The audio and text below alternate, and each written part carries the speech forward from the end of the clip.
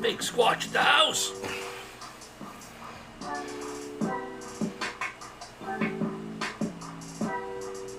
Thank you for making it.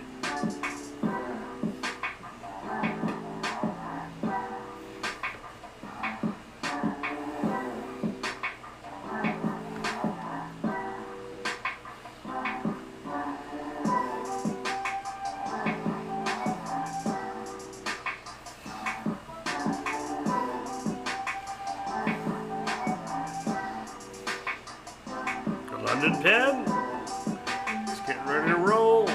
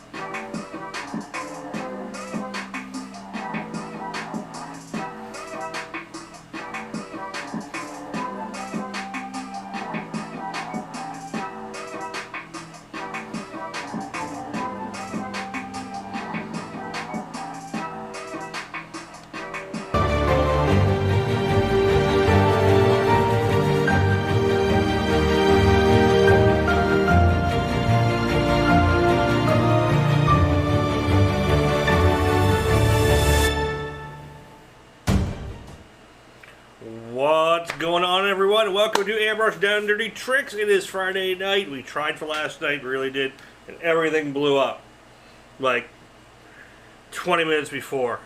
An hour before wasn't great either. It just snowballed. So, had to be a last minute. It wouldn't have been a good feed. It would have been a horrendous feed. So, we got it all sorted out today, got everything fixed, and we are back in action on a Friday edition, another Friday edition, sorry, of Airbrush Down Dirty Tricks. We're going to do the Rhino wrap-up. We got Darren Plank checking in first tonight. Big Squatchy, London Pen. How you guys doing? Good to see you. Got a few other people in the house. Mom is over on Facebook. Hello, Mom. And let's get this little shindig started. If anyone has any recommendations, videos on Procreate and or drawing, I need them. I will put together some. I can't think of it off the top of my head, but there are quite a few good ones that help me just understand the basics. And what I like about Procreate, honestly, is keep it as simple as possible. Use it like a sketchbook, and obviously learn how to do some layers so you can like color underneath and over stuff, and clip and size stuff. But the nice thing about Procreate's very lightweight if you want it to be, and you don't have to go too crazy to make it really work for you. Learn the basics and shading and how to like upload some brushes and things like that. There's quite a few good guys out there. I'll find some guys for you. Michael McClung, how we doing? And let's see. All right, let's go where we left off. And go here. We're gonna super source it and multicam. Here's where we're at, kiddies. I didn't touch anything from last week. And I did save my paint from last week, and I want to talk about that with you guys a little bit. Who remembers Paint by Numbers? Paint by Numbers is great. These little things, you can get these strips, you can get a bag of these, like basically like 100, 200 pots for next to nothing on Amazon. And they, I mean, think about it. Think how long those Paint by Number kits sit on the shelf. Years probably, some of them, and they hold pretty well. These have been in here all week, and you can give them a good shake. I actually put them on my rotisserie roller and got them going. So this is last week's paint, so we can pick right up where we used them. These are a really nice, cheap idea, as opposed to like buying a bunch of bottles and trying to save paint. Especially if you're not going to use the same color over and over and over and over and over, you're not going to bother making a bottle of it. But if you're working week to week on a painting or a couple weeks, these are going to do you just fine. Before anyone asks, I do not know if they will hold solvent. I should give them a test. That would be a good idea. They probably won't. They'll probably melt. I don't think these are a solvent-proof material, but you never know. But yeah, these will save you a lot of hassle. And these are basically the 4 colors I did last week, 5 colors that I just did. Basically, you know, almost half of this is like 2 of these. So a little pro tip for you, a little extra tip on saving paint is this. And the nice thing about it is, I'm going to grab our airbrush, right? It's all cleaned out. Whether you use the filters I use, these guys that I showed you guys how to make, these quick, just brass fitting ones that are super cheap, or you want to use these cost a little bit more. These are a finer tag. I hate seeing them since exactly, but you know, I saw Steve Gibson, I think it was Steve Gibson, use it a while ago, and I'm like, yeah, that's a good idea. And they work great. So if you want a finer filter, these ones you can buy. I think they're a little excessively expensive, but they do hold up well. They do clean up, and they're a super fine screen. These are great because they actually fit in both, so you can actually strain in either one. So let me just put this down. It's definitely made for kids' fingers. But you can get them. You got it open. Strain. It will go a little top down camera. And then that can go right in here. Strain them through. You don't need to. They've been strained so many times, but it's not going to hurt. And if some dry chunk did get in there last week, or if a little particle dried up, you know, that's going to catch it. And that's cool. And now, we're right back where we left off last week with paint. It's still perfectly reduced.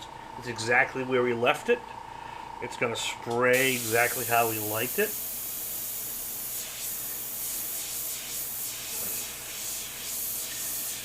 And go to town.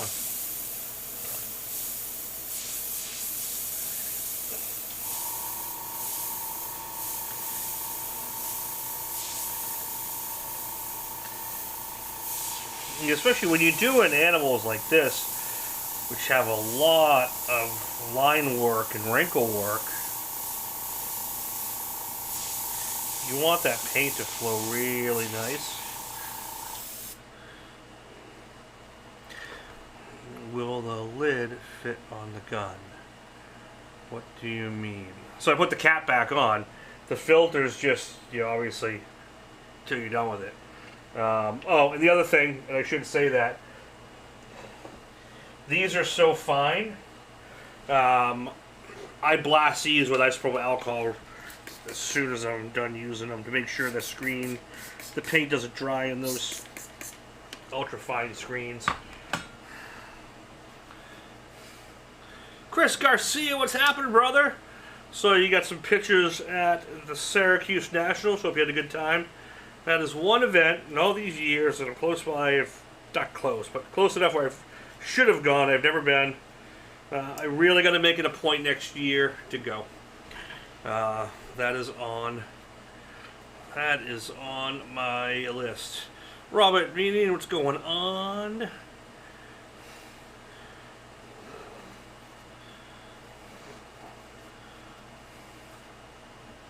So yeah, clean these back up after we see how fine. Whoa, that's under the desk. I'm not getting it now.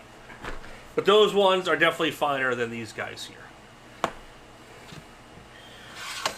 Try to keep my bench a little more tidy as I'm working. Look at that little. I got a new toy last week and I've been playing. Gary Shees. Before I go too far, I'll show you a little sneak peek. What's going to be coming down the road. I'm still on the learning curve. But I've been playing with my new laser cutter. And I almost got it dialed in for this guy, which is my glue template turned into actual stencil. So I still got to mess with the design a little bit because I got to figure out the gaps and how to get the laser just right and make sure this one doesn't fall apart. And once I'm done, I'm going to make a bunch of different sizes and shapes and some different swirl patterns of these. And these will shortly be available.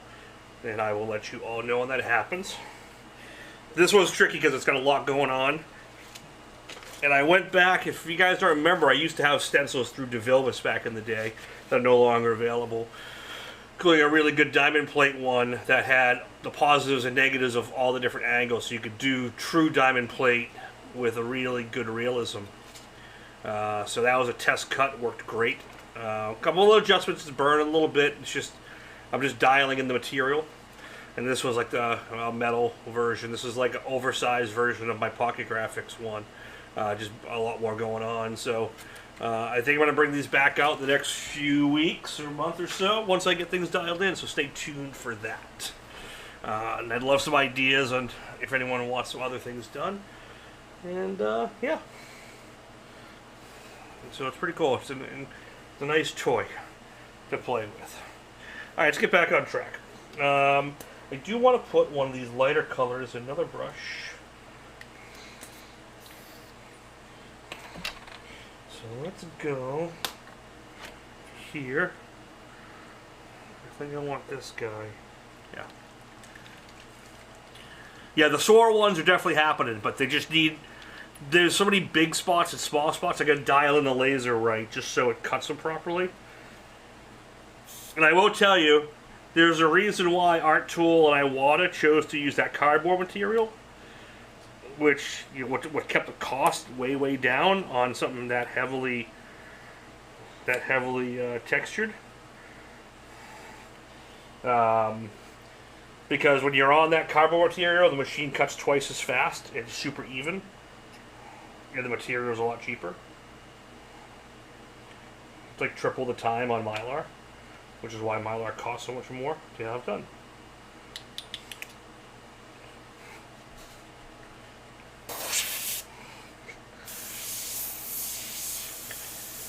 Here we go.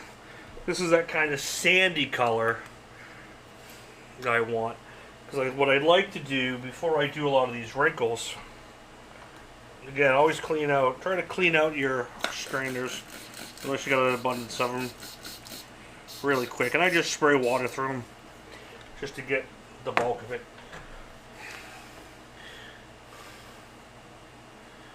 Oh yeah. Yeah, the circle one's cool because it's an expansion of my Pocket Graphics one. It's just got a lot more sizes and options. So, speaking of textures, let me grab one of these guys here. I got some of Gerald's texture effects here, and there's a reason why he does these paper ones, because that's why you can get 3 of these for 30 instead of 1 for 30, or so, whatever they run at. But it's like this area, even though it's going to be really hard to see in the final, I want to just put some simple extra wrinkles and just texture and kind of stuff going on, like in the forehead area here.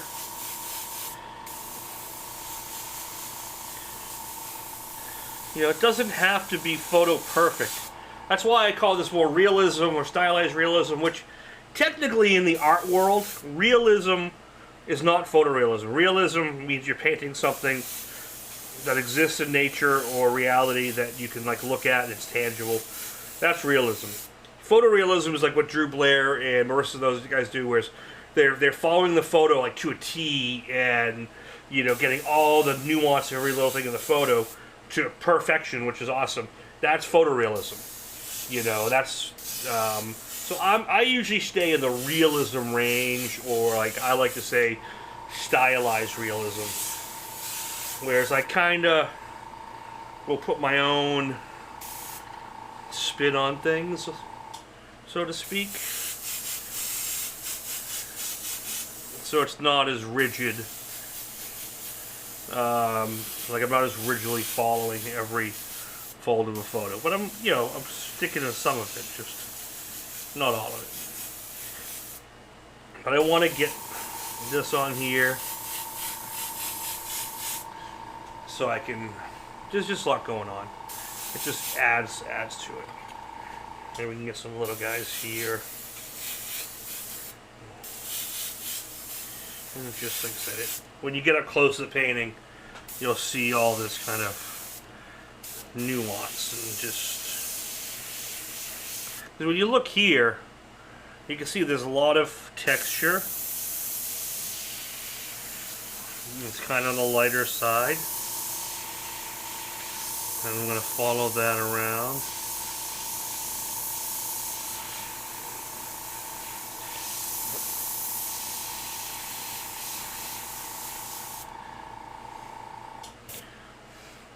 It was really cool this week on my Facebook page. One of my original art teachers from high school posted how much he liked the painting. And she was a really amazing. She was a great art teacher, so it was really cool to have her pop in and say that.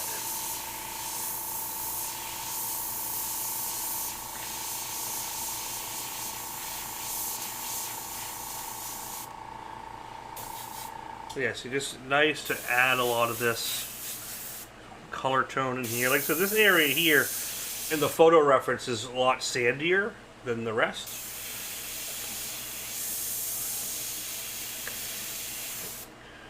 And this is photos that I took of this rhino when I was at the Southwick Zoo in Massachusetts. Me and Kaylee went a couple weeks ago. It was awesome.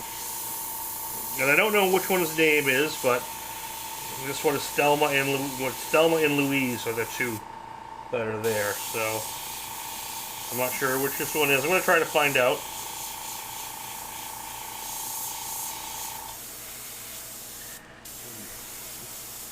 If this is Thelma or Louise. So guys, let me know how the sound's coming through tonight and if everything's coming through alright. I want to make sure we're all good to go.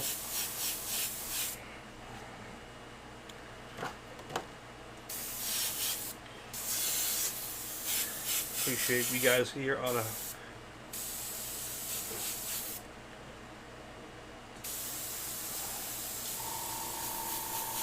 Friday evening.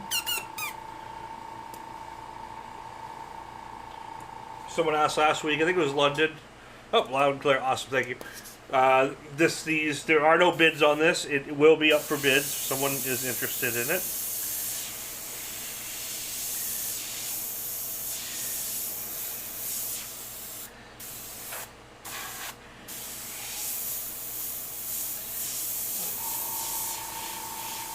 Now, the cool thing about these guys is once you kind of get that structure in, you can really play around,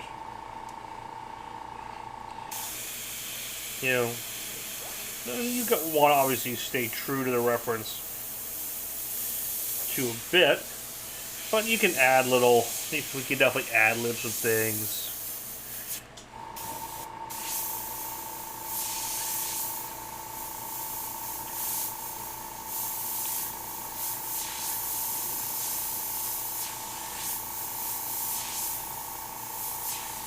Especially once you get all this base structure in. Like, this is almost there, and a final black will, and a little erasing will definitely bring that home. Well, we have a bid. Let's put them right here.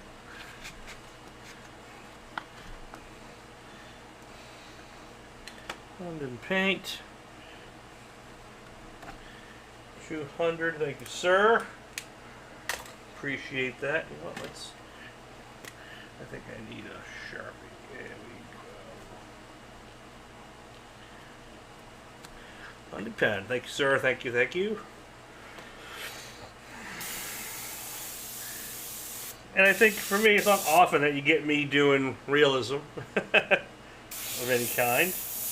I just don't get a lot of call for it. So I don't do a lot. Like I said before, my feed last week, it's You know, something you don't get a ton of call for motorcycles. I mean, sometimes you do. I've gone through phases. Well, you get calls for it, and just people's kind of pricing for the time it takes is just unrealistic, and just,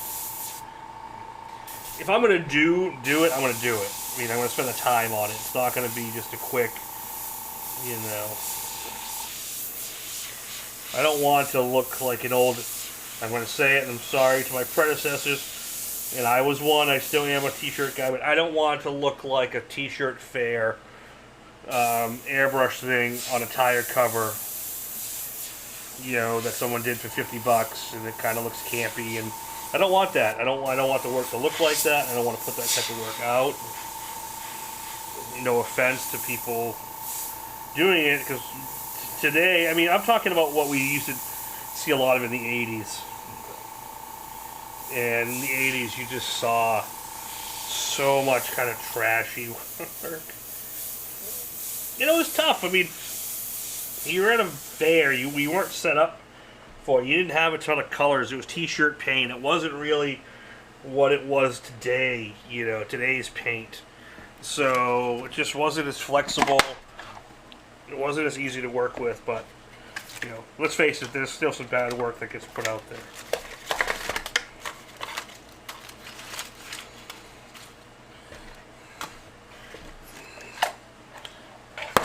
I'm just bringing out some curves because I want to, you know, get a few things, like even in here. It seemed like they're more challenging. It's challenging in a different way. You know what I mean? It's not that it's harder work, but you have to spend more time on it. You can't add. The one thing you can't do is much. You can't just ad lib very easy. You have to ad lib. If you get ad lib, you have to know why and how you're ad libbing and what you can get away with, what you can't.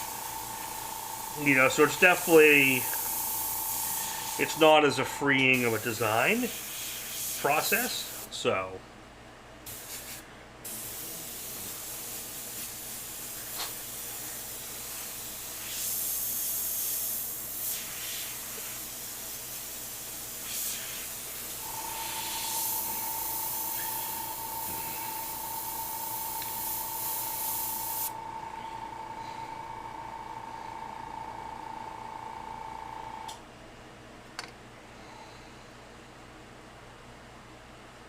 And obviously, when it's not something I do every day, day out, there's a little bit more pressure to do it live. You know. I'm not going to say I've never messed up on camera, because I definitely have. But you try to mitigate as much of that as possible. So obviously, trying to raise the bar, doing more of it live, definitely there's a higher risk. With higher risk, hopefully comes a higher reward. You know, I mean, especially personally. And obviously, yeah, you study your photo a little bit more. Like what I'm doing here, I'm looking at the photo, and like I said, I'm not like line for line to the photo. I don't want to be, really.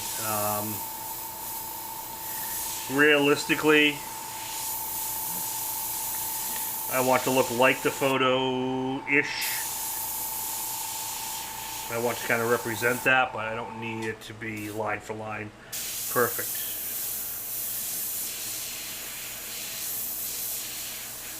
And line for line perfect is really just slowing down and studying it more and taking your time and patience and really making sure the color is spot on, making sure everything is exact.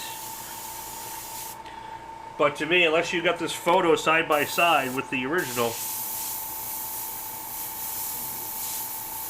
you're not going to know where I took artistic license. Now, if I was doing this, say, for the zoo or for someone that, like, oh, I want this specific guy to look, you know, because these markings are for a reason. Like when I've done sea turtles before. Like sea turtles have distinct markings that identify themselves. I'm sure these guys do too. And then I could maybe be a little bit more exact. I wouldn't be doing that live though.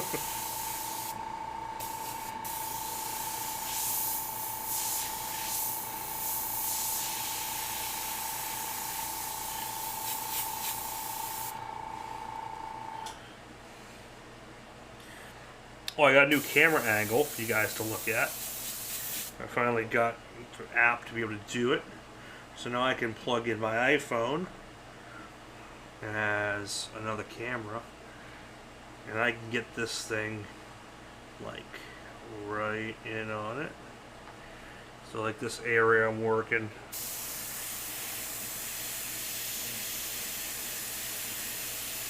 So I can just do a little. You can see little movements of what I'm doing. You can also see when it jams up on me a little bit.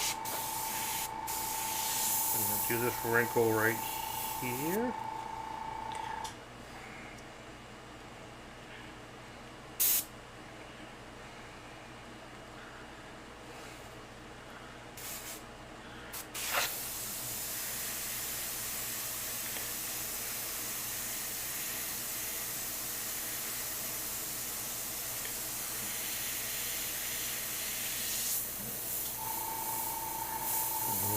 Nose wrinkles that come up.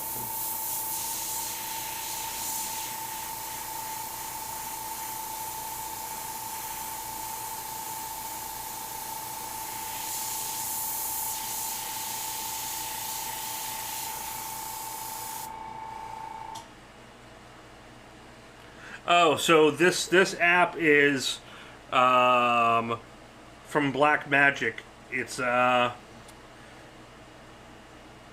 It's Blackmagic Design, so it's their camera app, and it has the option for clean HDMI out from this app without paying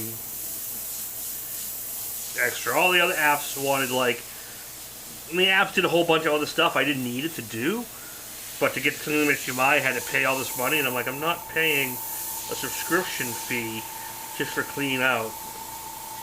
But this one already had it, which was nice.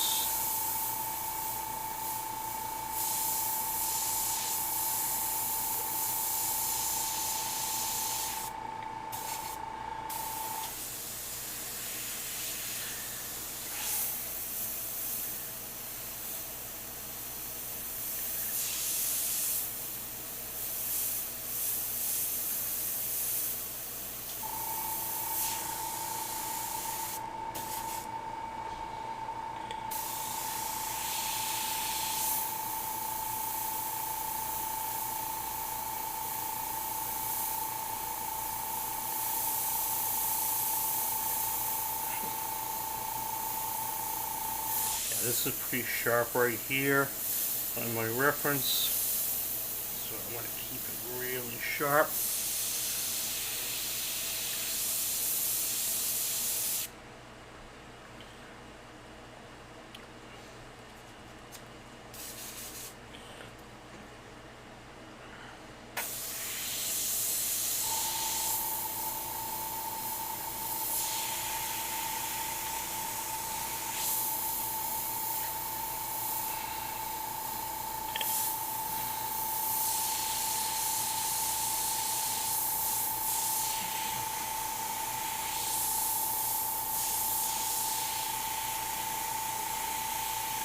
And all this stuff, I'm just kind of following the photo loose. These identifying areas where I'm going to stay more to the photo, especially like where the main wrinkles are. And I'll start deviating up here more and more.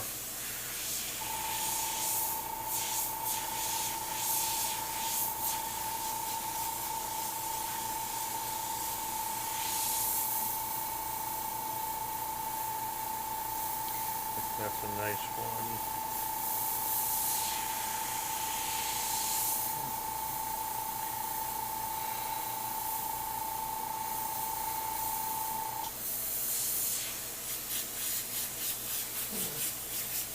But here's where some racing is definitely going to come in. DaVinci Resolve is amazing. I'm still learning it myself. Alex Patel has some great videos on it. And is Steve Leahy in the house? If Steve is in, Steve, he gave me a link to a guy who does a really good video subscription, or you could just buy like a series. It's like $100 and something bucks.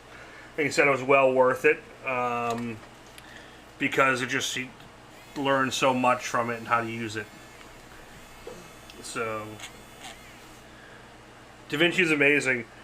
The nice thing about DaVinci, the reason why I'm trying to learn it more and more too, is my video cam, all my system is through Blackmagic, which is DaVinci. So when I record on all these cameras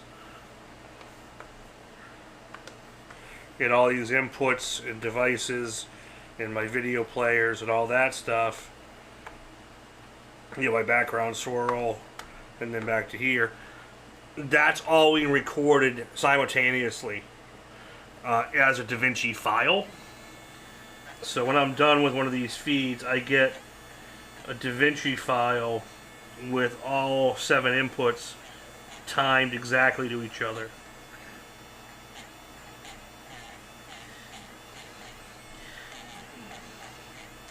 Which gives me tons.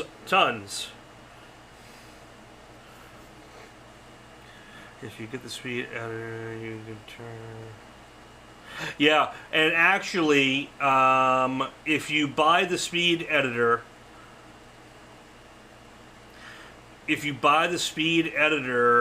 through them, you get the professional copy of DaVinci as well, which normally you pay separate for. But if you get this, so basically you get the full version for free if you buy the speed editor. The speed editor is like 200 bucks. But DaVinci free, I mean, you don't need to do that much with it anyway. The free version has everything, but the paid version, when you start doing multicam stuff, there's a lot of features that it can do. So yeah, I'm just going through. I'm going to hit a couple of these. Because if you look at the photo of the nose right here, you can see there's the little details here.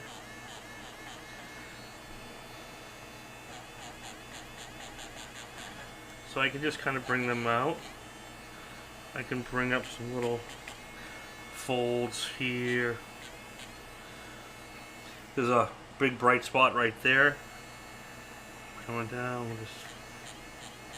we'll just hit it.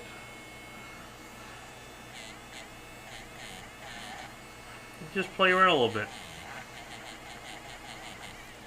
And if you don't have one of these, yeah, no, it's great for multicam, especially because the timing's all timed in. Or your tracking's right. So yeah, it's a really, yeah, DaVinci's awesome. I wish I learned it a lot sooner because I got really good at Movie Maker and then Premiere. And Premiere is awesome. But DaVinci with the multi-cameras and stuff and having that access to basically encoded file that's already ready to rock and roll just is awesome.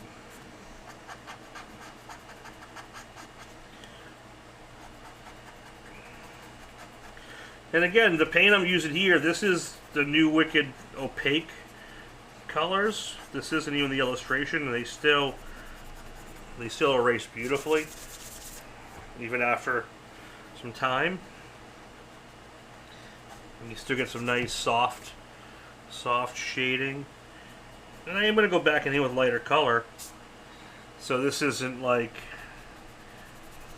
the end of this area. But you can see how nice this works, and I can I can kind of subtly erase here, subtly erase, just a little, get some added little wrinkles in here.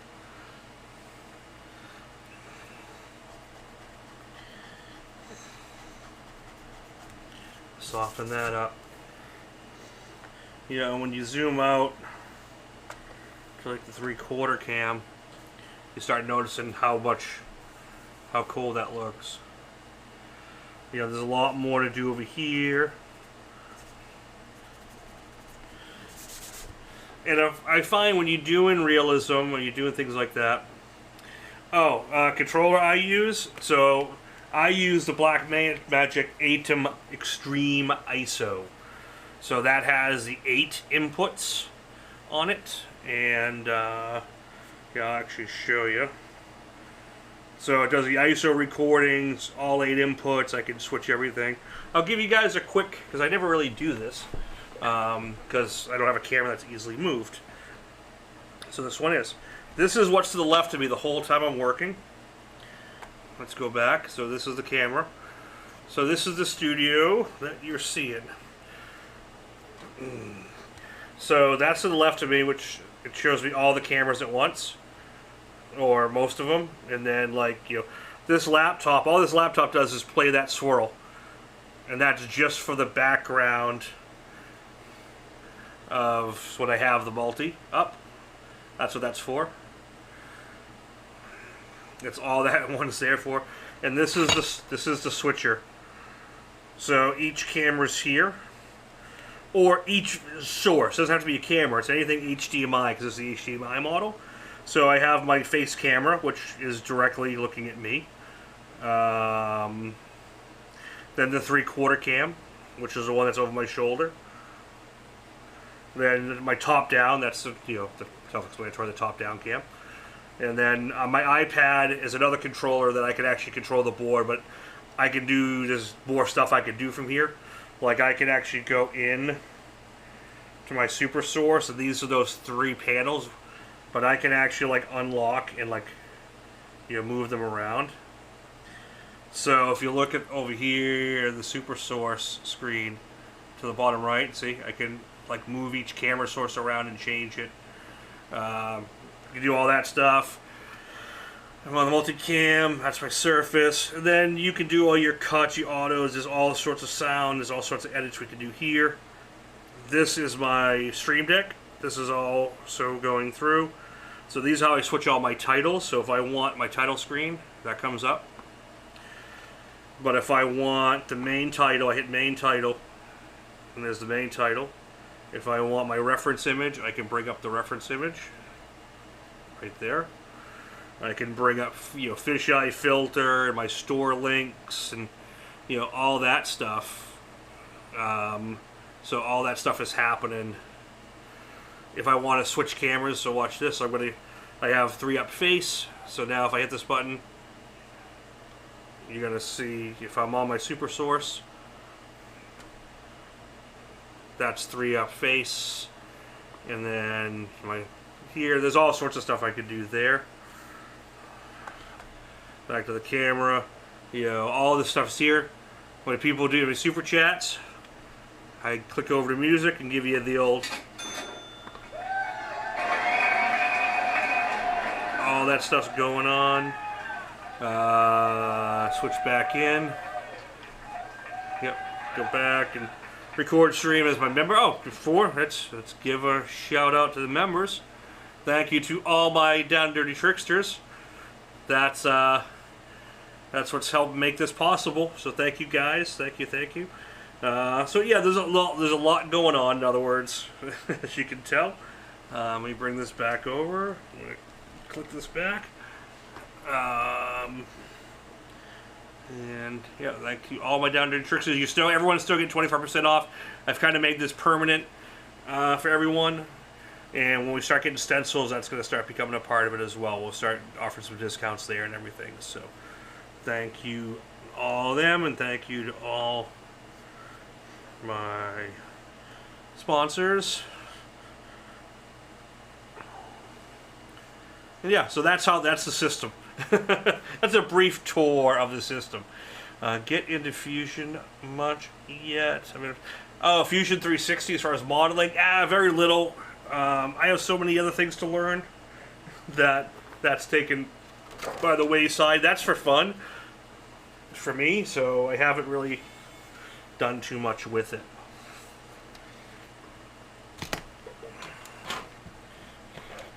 Because now with the laser cutter, I'm learning.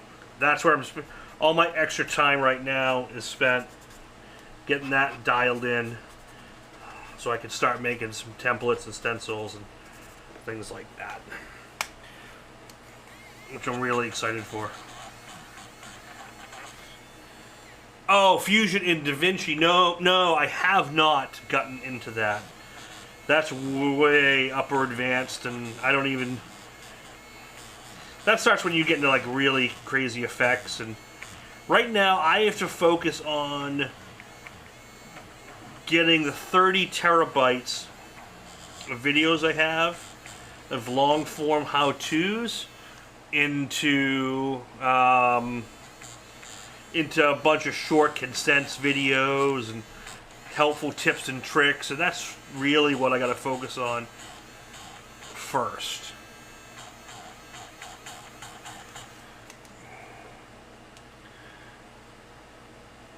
Oh yeah, man, thanks. It's a great setup. It works great. It's been a lot of building, and I started with a smaller switcher and upgraded, smaller and upgraded, learned this, learned that. A little bit of this, a little bit of that went a long way. And the reason why I do this is I wanted it to be as much hardware as possible for the encoding and the switching. I didn't want it software related, because then you're relying so much on the computer, and then the computer outputting the internet and having that all done well, and then the computer has to do so much that anything goes wrong with the computer, you're down. The nice thing about this system, believe it or not, my computer is not doing anything right now except for like some of this, all this stuff. Like the computer's handling this stuff. The computer's not handling any of this live feed on YouTube. It handles the Facebook one basically as a webcam, but the YouTube is a direct hardware. So this is a hardline feed that goes through that encoder, out of that box, and then directly to YouTube with no interruption in the mix, in the middle of it. Nothing.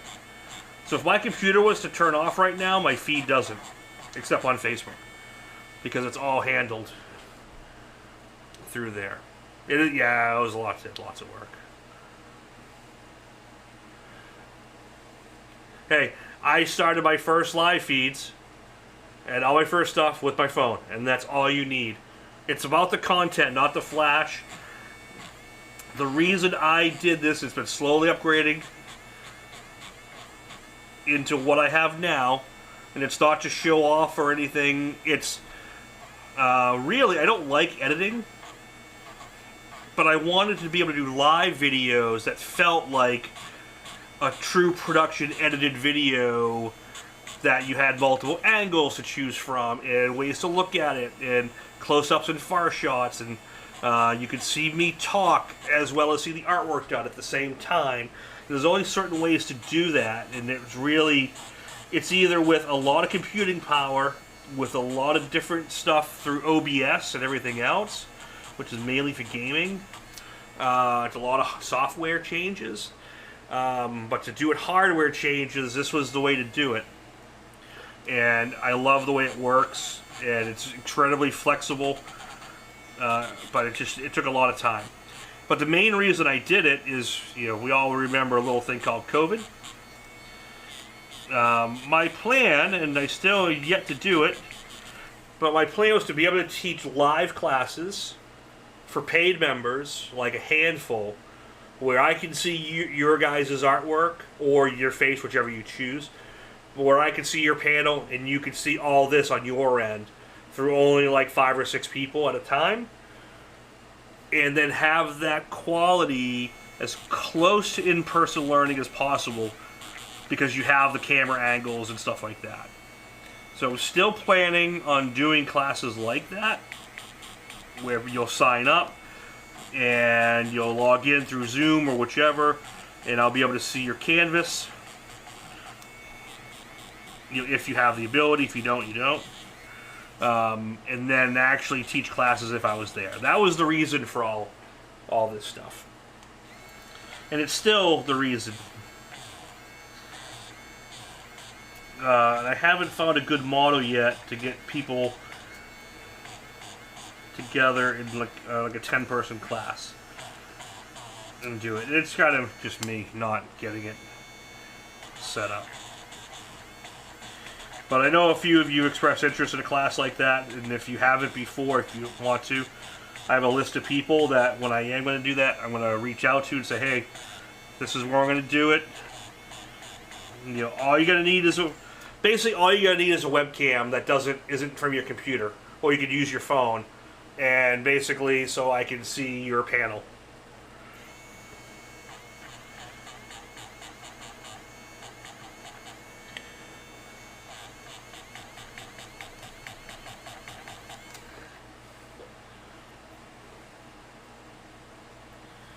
But you see, I'm going in for all kind of this light stuff now.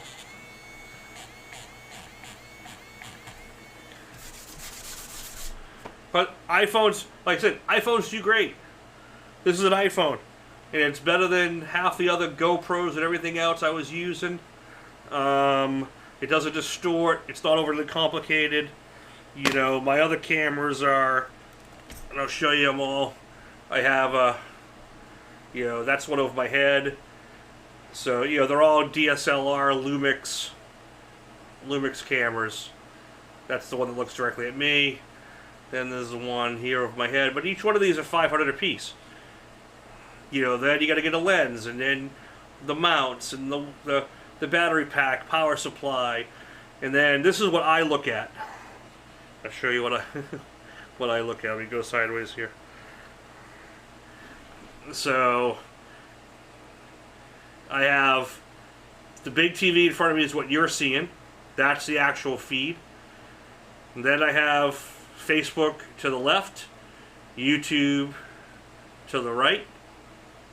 I have another screen if I need it for a reference. And there's my piece.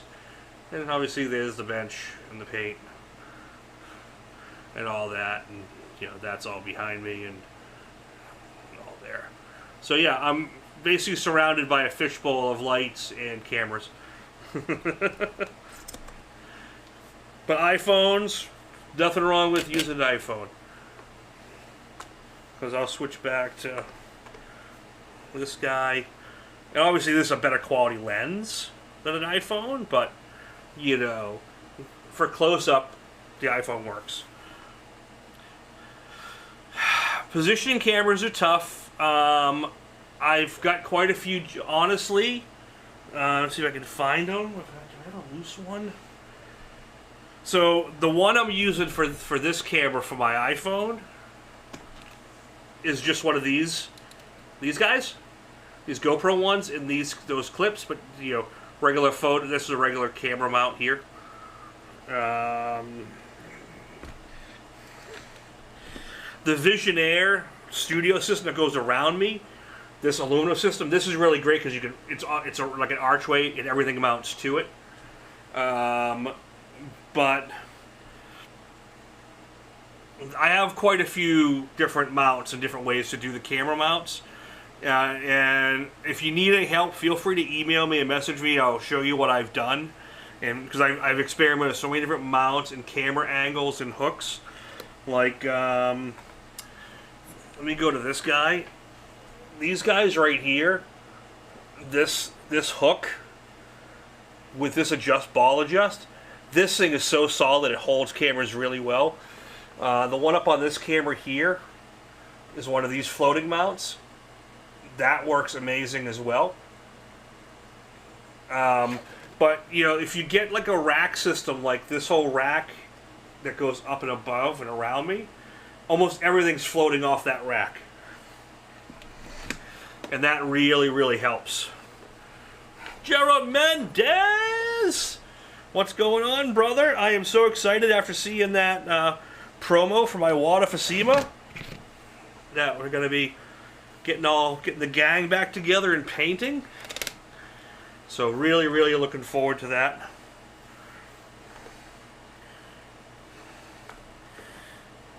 And here we go. Let me do this. I can zoom this guy in big. Let me come down here. There we go. Yeah, so you can see as I'm talking and building and just nestling through, it just starts to come together.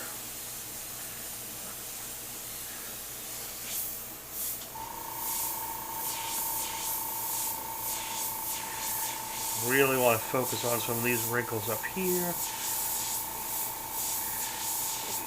Let's start getting up to this area.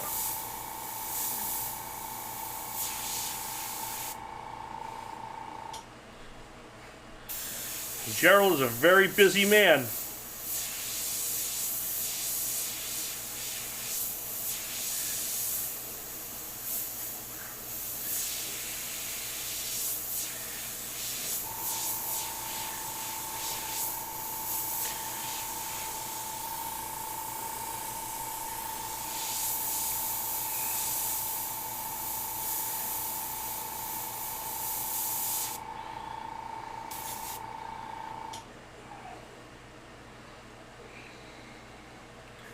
Yeah, SEMA is gonna come quick. I'm already starting to paint some stuff for SEMA. So that's gonna be a blast. We're doing a lot of live paint demos. I will be doing make and takes again this year. Where if you're at SEMA and you want to come by the booth and learn a trick or two, we're gonna be doing that. Let you step up to the board. I know they're going to have a lot more stations this year, so that's going to be great.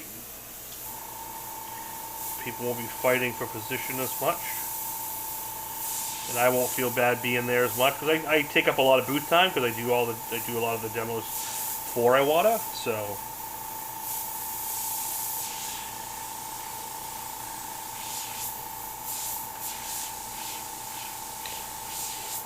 really dark line here.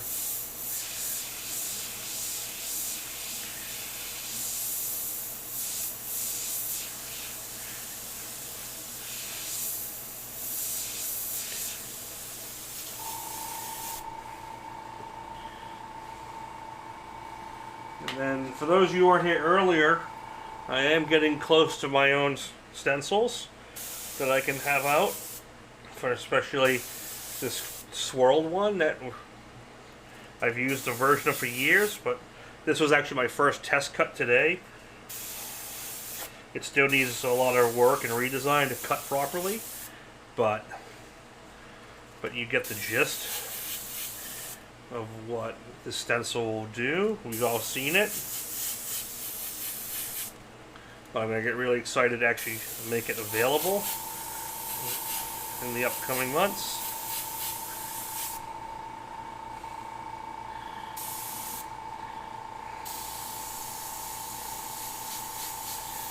Just not quite ready yet. Still dialing in the machine.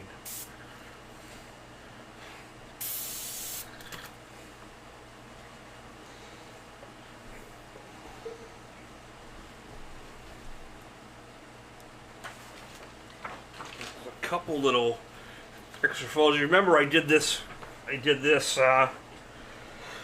prep cut for some of the shading. I'm going to cut a few more pieces just so I can get it to where I want it.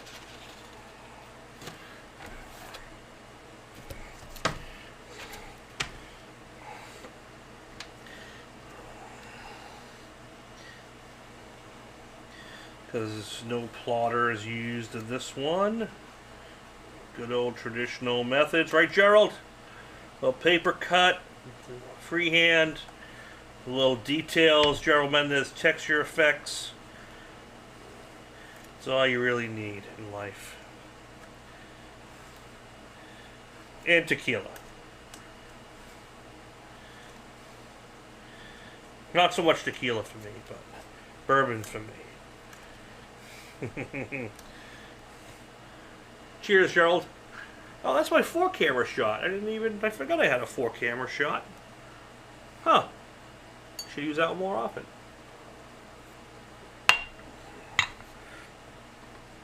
Yeah, you can see that better. And that's a side-by-side. Yeah. Ooh, that's a good one, too. I have a lot of these preset camera settings, and I haven't used them in a while. A lot of it's designed, if I could have a helper here, like my daughter helps, it's great, because she can do a lot of that switching for me. So, you know, the production looks a little better.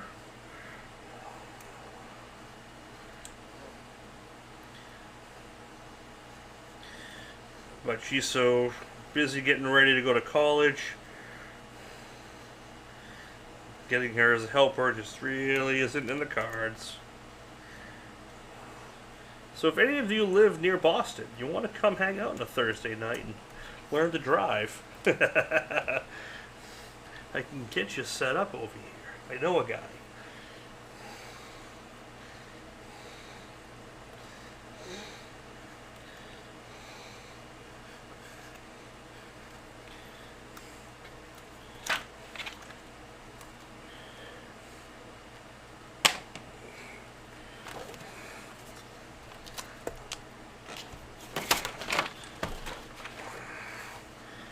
Just want to get that where I want it.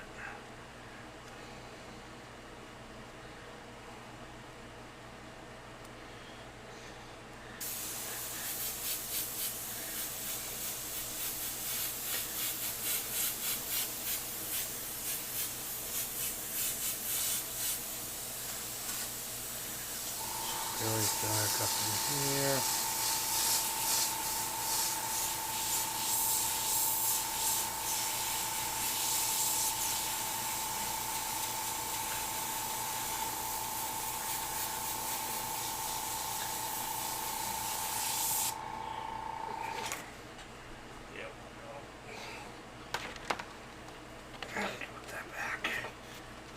Now that gives me a little bit more where the ear is.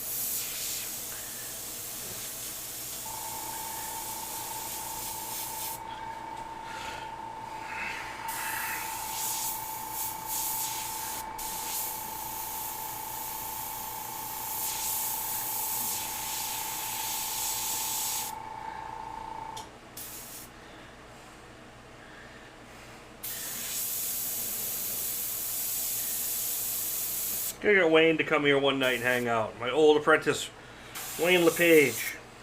Where's Wayne? Someone text Wayne. Someone get his butt down here. I'll teach him how to drive the cameras too.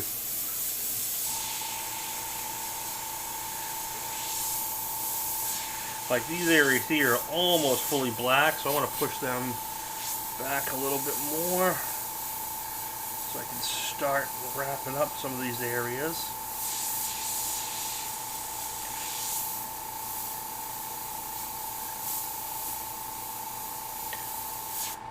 Gerald, do you have any classes coming up you're offering at your studio? If you are, feel free to tell people about them.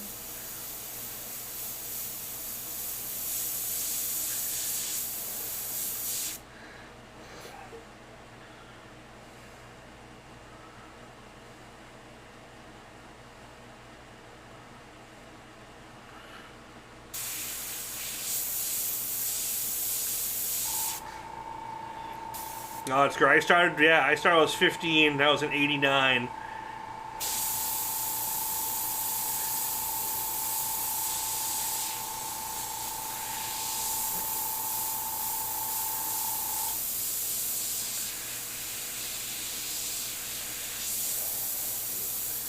So I'm like 35? Yeah, 35 years or so, give or take.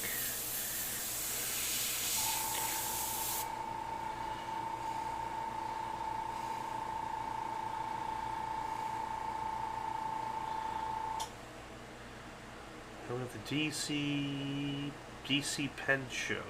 Washington, D.C.? If it's Washington, that's down. Now, where's the D.C.? Jeff Jackson, what's happening, brother, on Facebook? The Lonely Watcher on Facebook? Down from there. So is it Washington, D.C.? Okay. Yeah, it's about 8 hours. No, more than that. Yeah, about 8 to 10 hours south of me to get to D.C.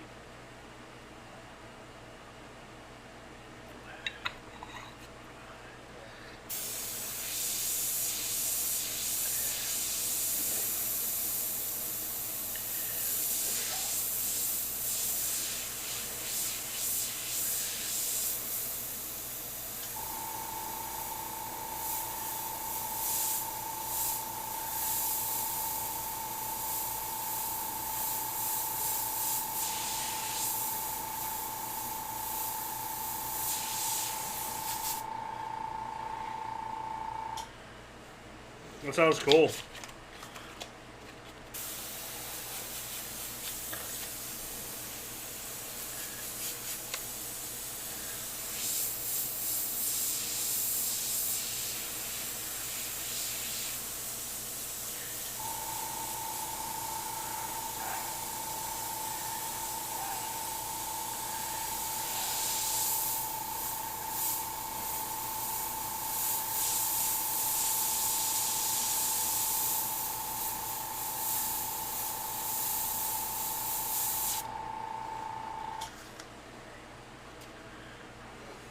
Yeah, you're coming from a different angle. Yeah, so for me to get down, I have to drive through Connecticut, New York, down 95 corridor around, and then through Philly. Like, Philly takes 8 hours. And then it's probably another hour after that. Another hour. Michael, from Philly to D.C., about an hour-ish? Yeah. Yeah, that's the driving without traffic hours. We have a thing here called traffic. Especially in DC, and I have to cut through New York, so you're always going to lose. There's always about a 45 minute to an hour somewhere in New York or somewhere Jersey. You're going to lose time. Just be forewarned. I'm sure you already know this, but the Yogurt Slinger. What's going on, brother? It's been a while. Welcome back. Good to have you. We're just doing a little Rhino wrap-up. Close to it. Been chatting a lot. I'm probably not going to finish this. But this will be a finished feed. I mean, I'll go through the finals with it. And there's going to be a couple things added, obviously, after I'm done with the feed.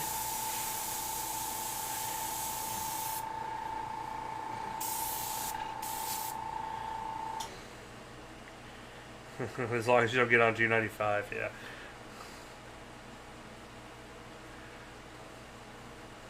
Yeah, that's cool.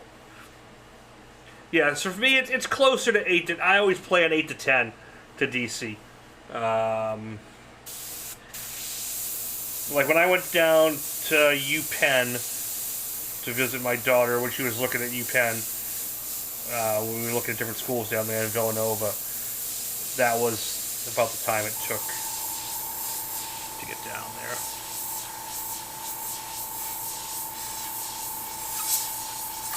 There's a lot of, like, almost grid systems here on his back.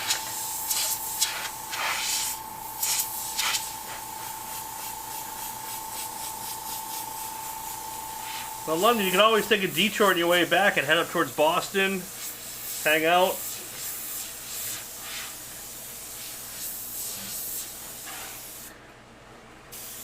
There's always an opportunity to do that.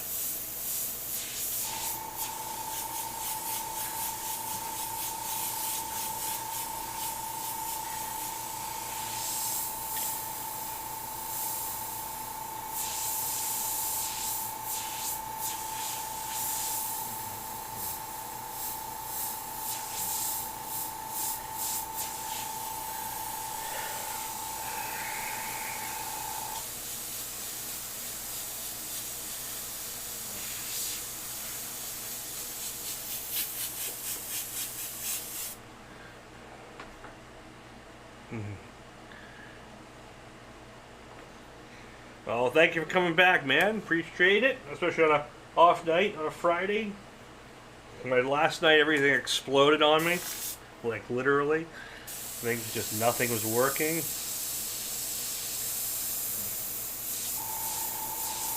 was not a good night.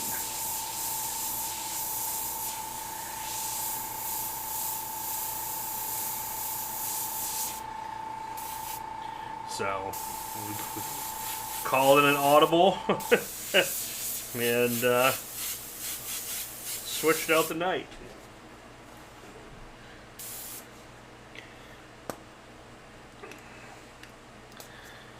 Boston's a great city. It is a fun city to go to because it is one of the oldest cities. I know Philly's almost as old as New York, but Boston's like got an older feel. I mean, it is older in a lot of respects. And it's the one city, like, when people say New England, when you come to Boston, I had friends who come from England, like, oh yeah, it's kind of like Little England. Like, the way certain structure's done and certain, just, the look and feel, you can tell why it's New England.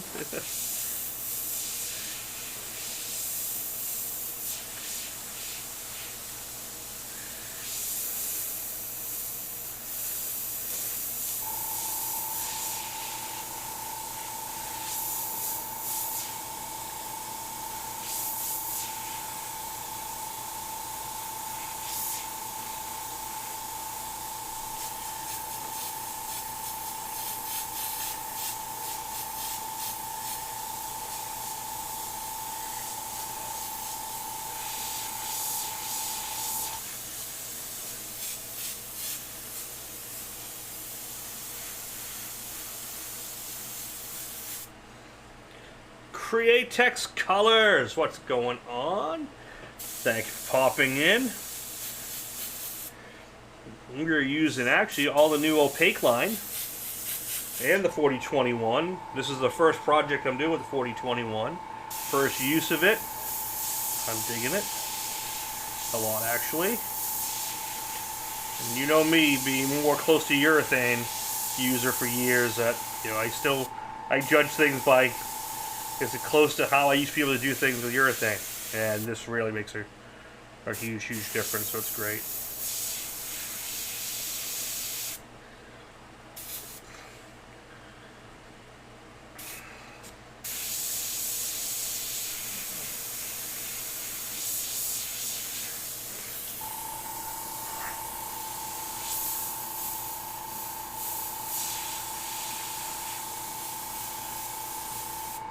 Oh, if anyone here is into tabletop gaming, as you know, I've been starting to do some miniature tabletop gaming stuff with the new paint line that's out, the New Worlds.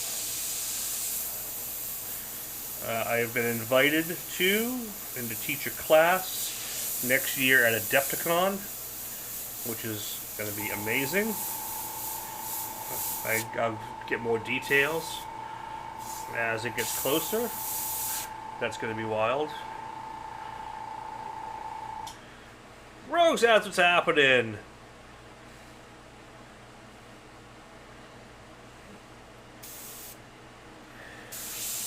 Yeah, no, I can feel the flow, and it's really, really good.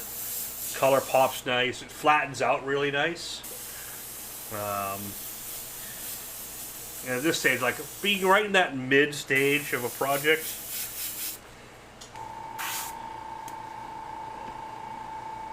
I can really tell how it's going to come together.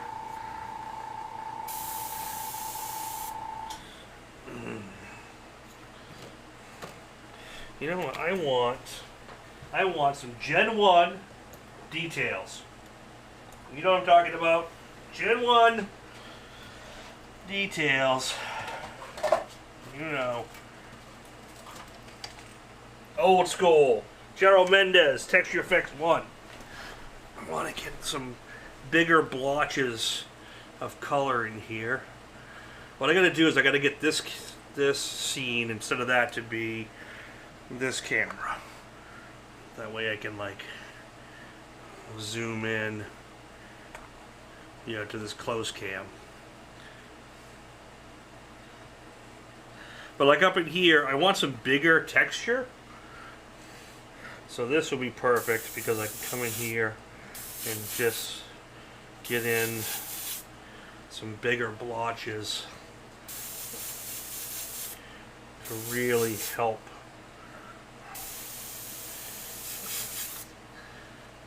get this sandy kind of look in Thelma's face. I'm pretty sure this is Thelma, because this was Thelma and Louise from the Southwick Zoo in Massachusetts that I had the pleasure of meeting, taking some pictures of, which was damn cool. Now, do you want some inspiration to go paint some stuff, and you're tired of looking at YouTube? Go to a damn zoo, pay some money, bring a decent camera.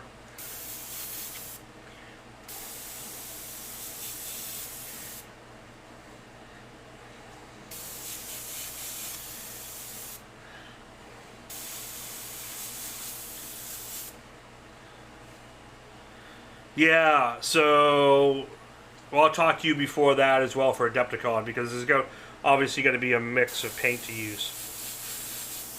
And I'm going to be doing more of that on my channel.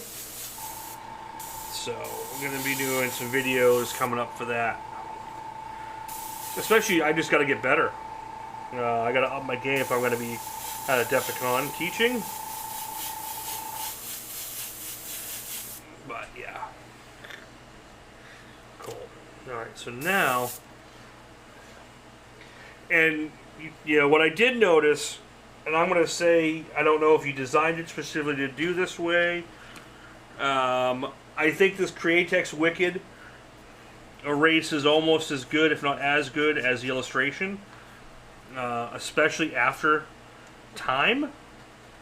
This painting's like started a week ago, and the erasability is amazing.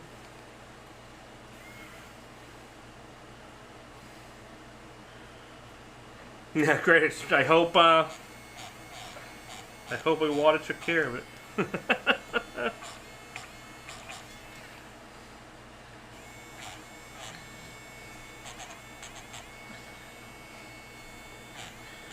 And I'm looking forward to being around a lot more people in that community, and some other suppliers and some other guys that I don't get to hang out with because they're not at the same show. So it'll be good. It'll be good to do a different event that's not just SEMA.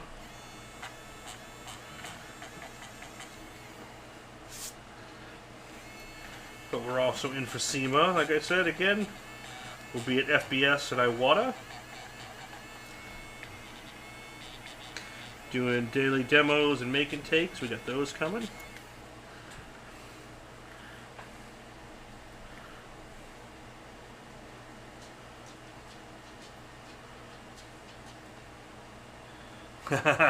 I don't do sofas.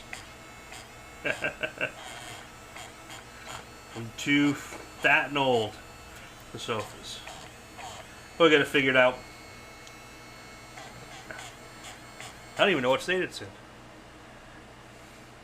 Yeah, I used to go to the model conventions and the horror movie Scream Queen conventions down in Jersey for the chiller shows years ago, and those were amazing. Those were fun.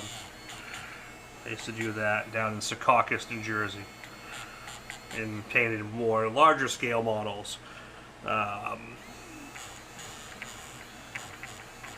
But I do have a new video. If you click over, I'm going to put it on my channel here too. I got a video on painting tabletop miniatures that I just got released for Iwata on their channel. So you got that. I'm doing some more with the new. There's a new tabletop game came out called Scaventide that I'm going to be doing a whole army set of like ghosts and stuff, and that one I'm going to use a mix of New Worlds and Createx. I want to use some fluorescence and some UV glow effects because I want them to have a different look under UV.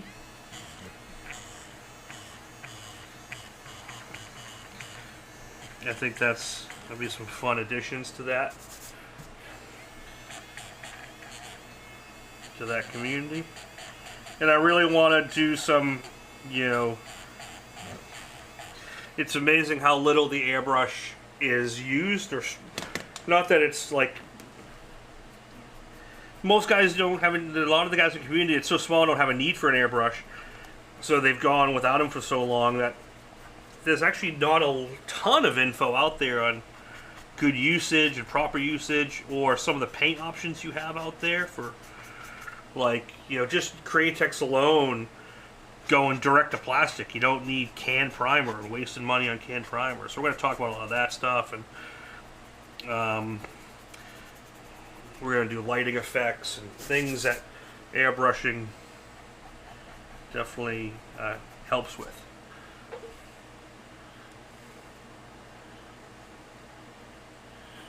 Yeah, no, it's a great community, and it's on the rise.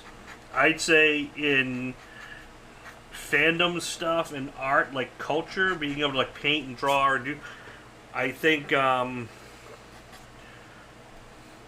it's probably one of the fastest growing fandoms. I know I've seen such a spike of people doing it, and I'm sure like Createx and Iwata, I know everyone's keeping a big eye on it and doing a lot for that, because it's really blowing up. And COVID had a lot to do with that. A lot of people stuck home learned to redo their childhood hobbies.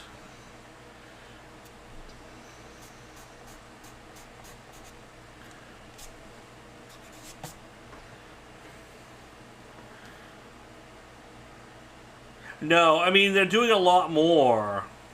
Yes, Gary, we have a $200 bid on this thus far.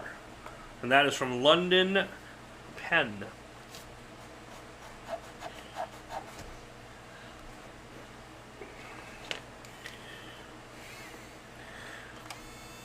So, like, my next video I'm going to be doing on with tabletop is going to be OSL, which is Object Source Lighting.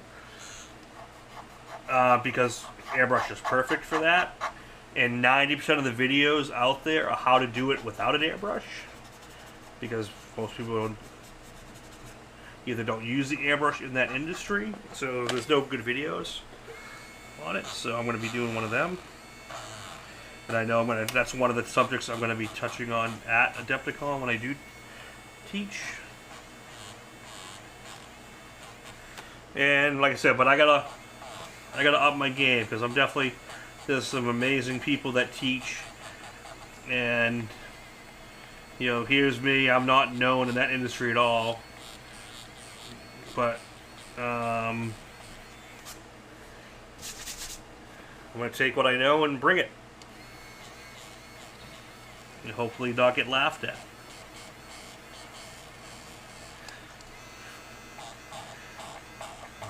But I'm toying with the idea of entering Golden Demon while I'm there too. If I'm gonna go, I might as well try to go all out.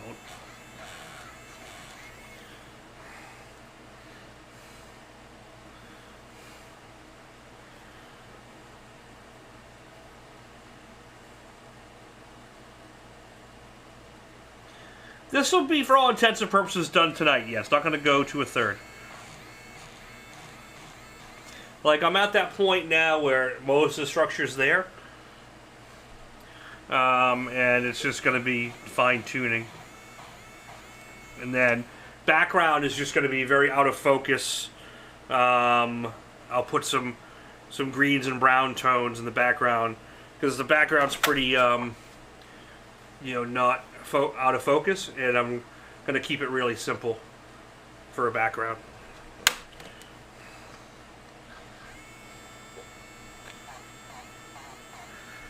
Like, I think I'm going to switch to some opaque, more opaque white soon, and some Titan buff, and start doing some more details.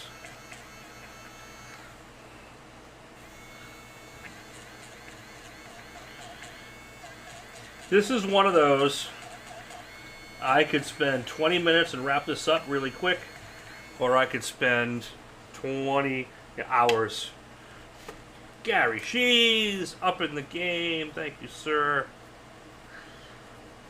Adding to the collection of stuff I have to clear. Actually, I'm doing a clear coat session next week, so things that have been hanging around are gonna get cleared. Because we're doing the second round of the last round of clear on that Declaration of Independence. Liftgate. Yeah, I won't win Golden Demon. I won't even place, and that's fine.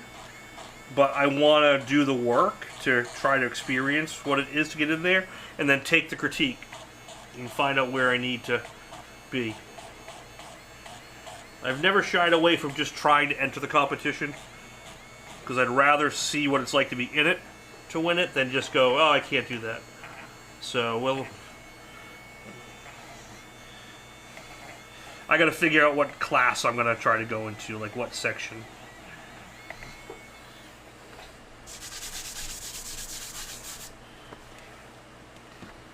Alright, let's see. So that's this brown color. I'm gonna take this out.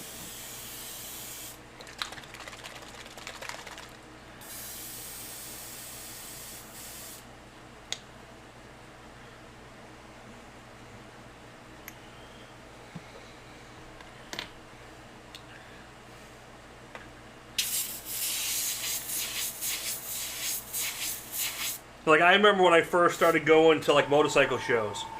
And, you know, I was bringing bikes and entering them. And, you know, you start to realize you're in the competition with bike builders, professional painters like Dave Perowitz, and, you know, everyone, you know, the top painters in the industry, and Kelsey Martin. And you're whether you want to be or not, you're not against them, but you're in that house. You're in their house. And I lost a lot to them until I started winning some. And it's pretty cool to get up on stage, even in third place, next to like a well-known painter like Dave and people like that. So yeah, I don't know. I'd rather enter and lose and know where I stood and why, than not entering it all and saying, I could do that. Or make whatever excuse that people make. And if by some slim chance You know, we all know how most competitions work. And I'm not saying it's who you know, but sometimes it's the subject matter you pick. It's what you did, how you did it. You did something slightly different that maybe was refreshing. So it's good to just get in there and try. Oh, I didn't want to put the white in this brush. I wanted to put the white in this one.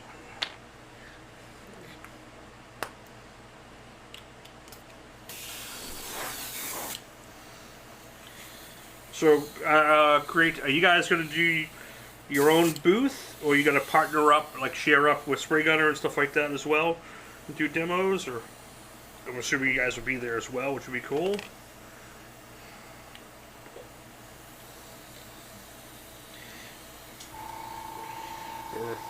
Or is all of us going to be in the same place?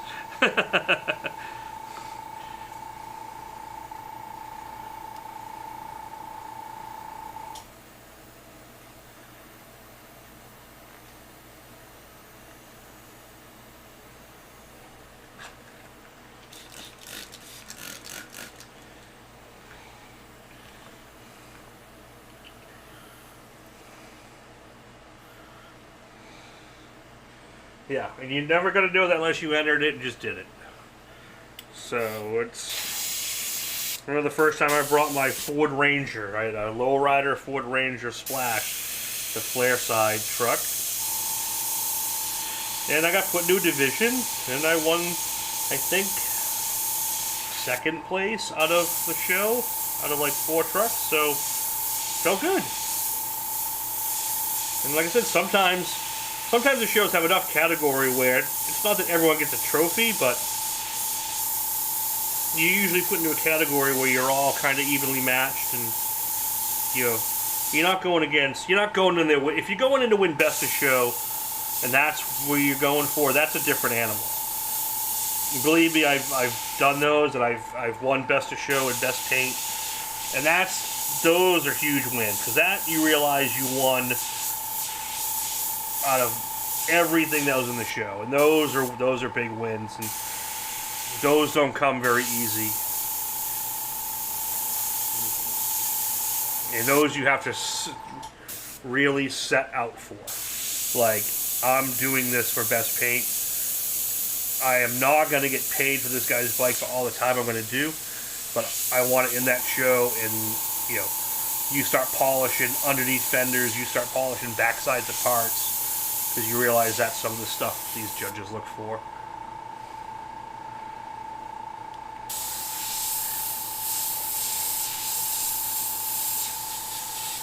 I want to start doing some little ones around here. I'm actually going to, I think, visit some of the game stores right up around my area and start doing some little free demos for them,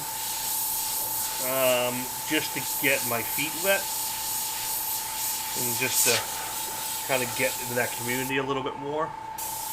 Around here, like my local game store I do work of, I've already talked to them. I'm going to do a couple paint nights, because they already do them, but they don't have anyone that does Airbrush, so we can do those as well.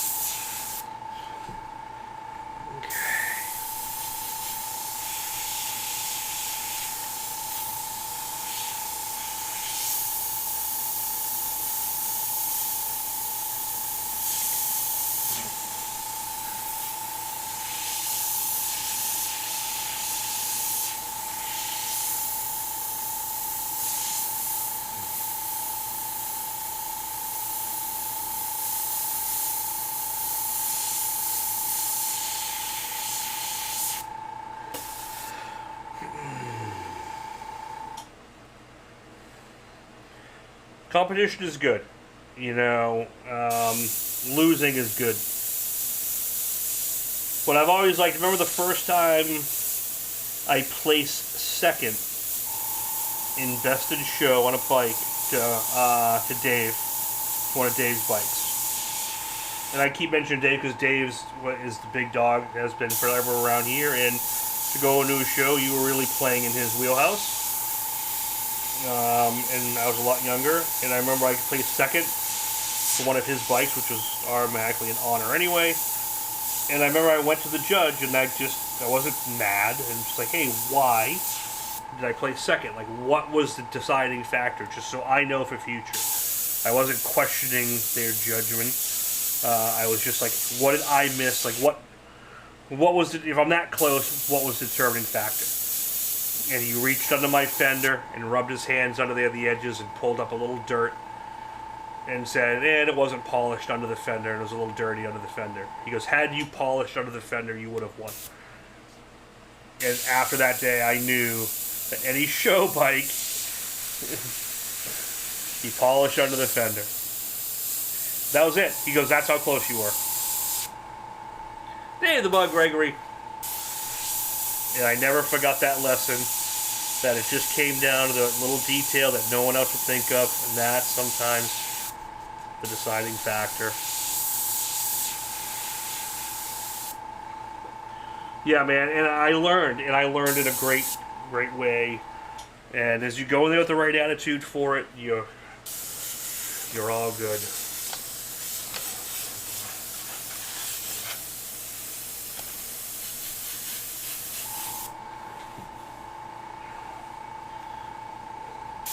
I definitely need to even some stuff out. I definitely want to get some more done before the end. So we're going to go to a darker color right now. And for those of you here who were in the start, this was the same paint from last week. A little pro tip, paint by number buckets. You can get these by the hundreds on Amazon for next to nothing. This paint's a week old. It's held up just perfect. So if you're doing some projects and you don't want to keep mixing paint every week, or buying expensive bottles but you only got little bits of paint, these work amazing.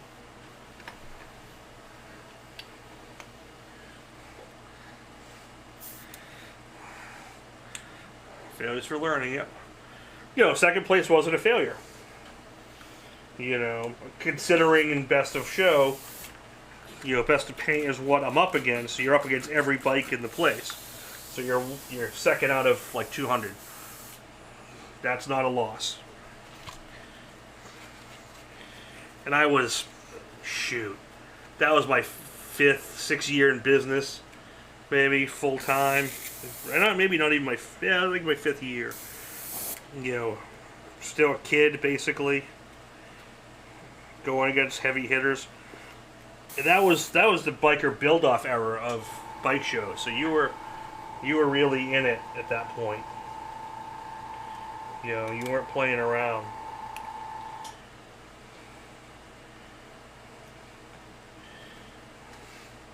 Like I remember one show was Nub was there. He was like around the corner from my booth, and then Indian Larry was around the other corner. It was really the big time of that whole era.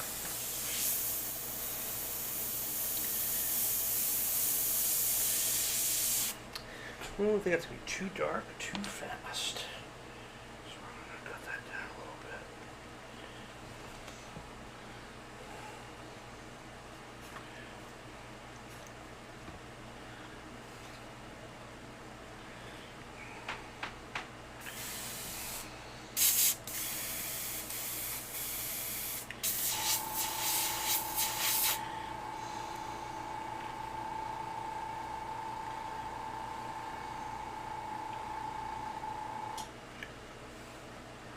Art by tie. Oh, those are cool days, man. The biker build-up era of bike shows and the heydays. That was a lot going on, man. That was the early 2000s. It was the resurgence of chopper builds and wild custom paint. Yeah, man, that was fun.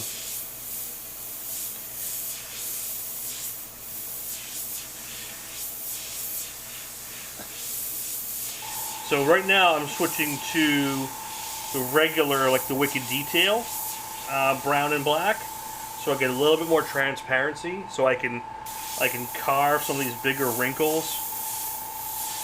But they're not fully opaque because I don't want to like kill it.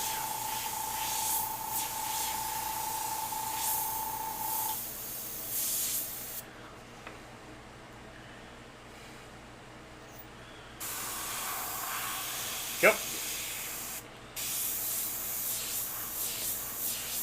I've been fortunate to be at the same shows, same events,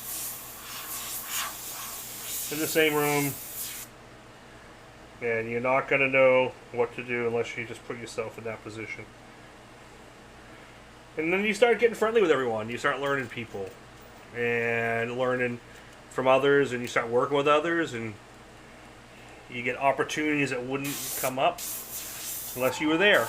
So I always tell, like, my motto with business is you got to put yourself in the position to say yes to an opportunity. Meaning, if you don't put yourself in the position to say yes to an opportunity, those opportunities aren't going to come. So you sit in your couch, it ain't coming, they ain't scouting your ass. They're not looking at your YouTube channel, they're not looking at your page. You got to be there if you want to get seen. And then they're like, hey, you want to come be a part of this? Because you're in the room. I took myself to SEMA when I want to get involved in SEMA and started meeting people direct.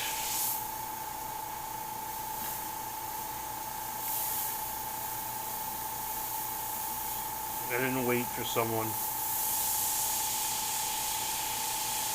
to call.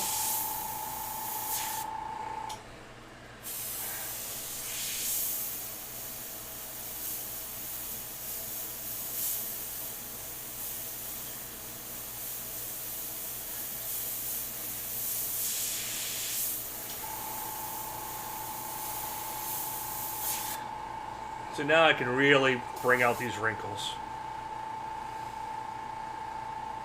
Hogan's Valley, thank you, man. Appreciate that.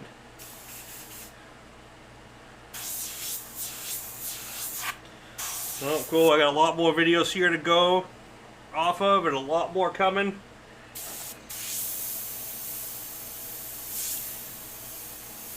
We just keep adding.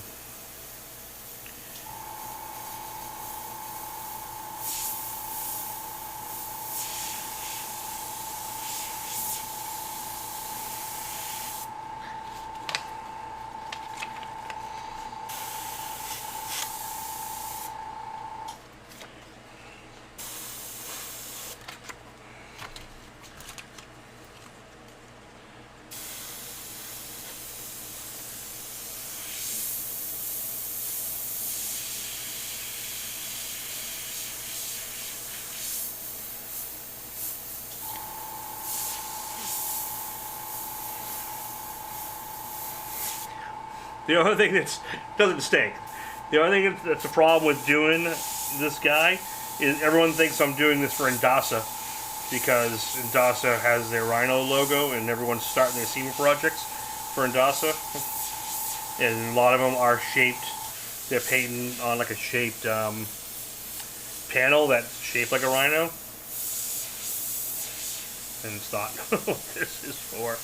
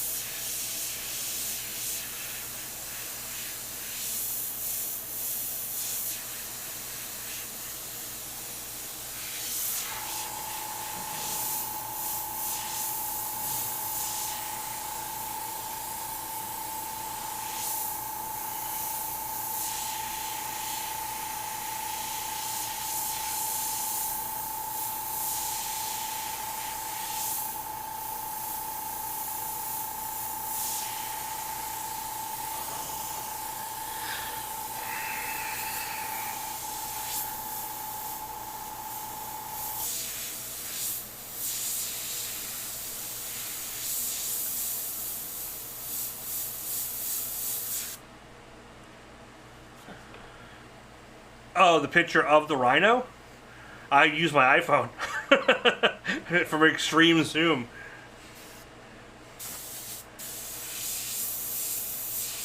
That's it, nothing fancy.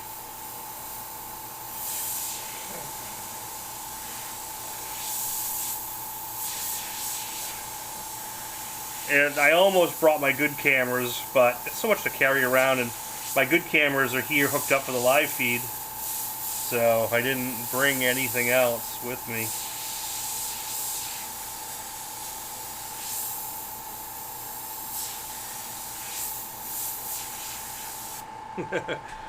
Like this wasn't even a zoomed in shot. This was like one of my far shots, and then I just cleaned it up in Photoshop and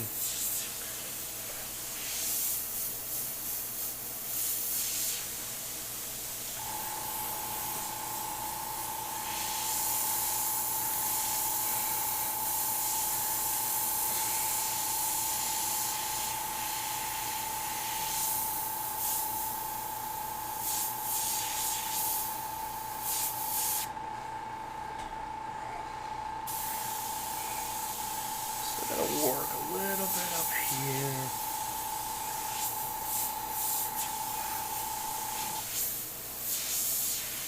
Let's start.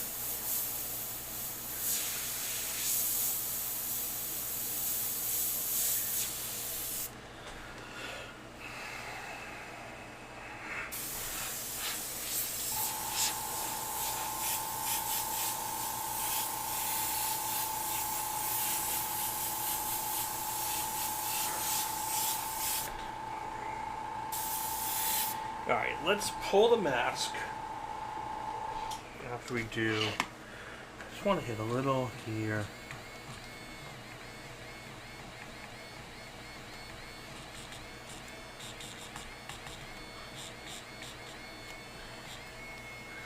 Just a little bit on the shoulders. There's going to be a lot of little. I think off camera we'll do a lot of picking up in that region.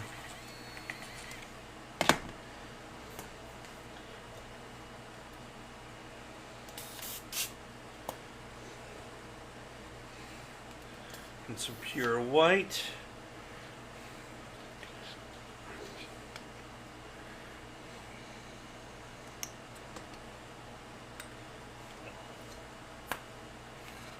But now I move.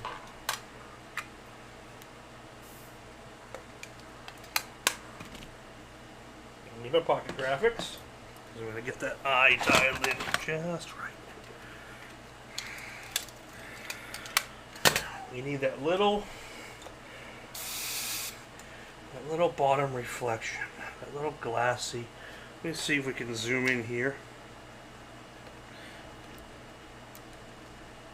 And see if this works. Okay. Alright. I want to get a little bit of that glassy glow right under here. Oh, sorry. So let's see if we can come in here like this and just under here.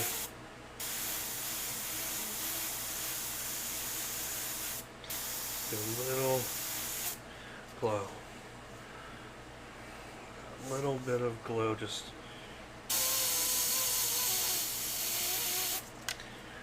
starts to wake the eye up. We'll push it back.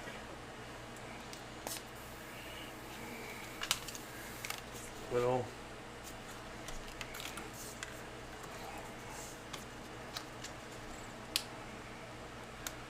A little positive, negative shading.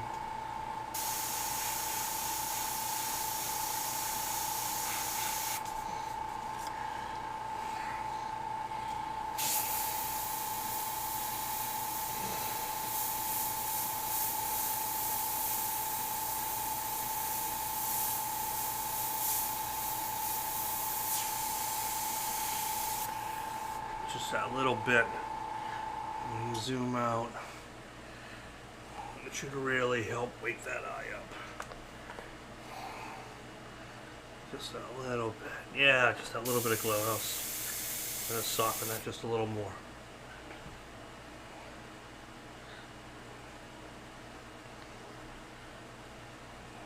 Yeah.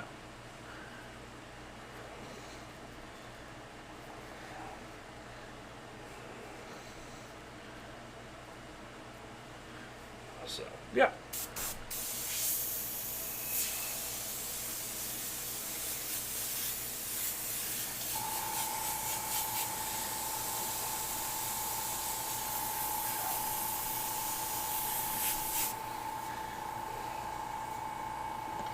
Alright, let's pull this and see what we got.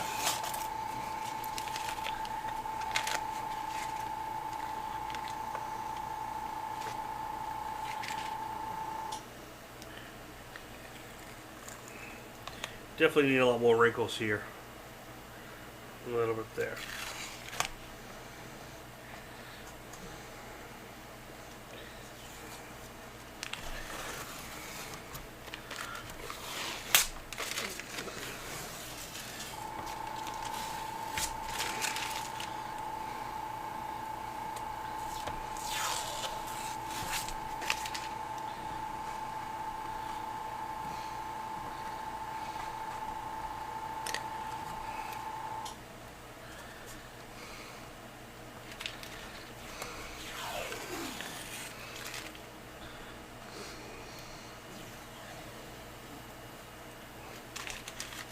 That's already looking pretty darn cool.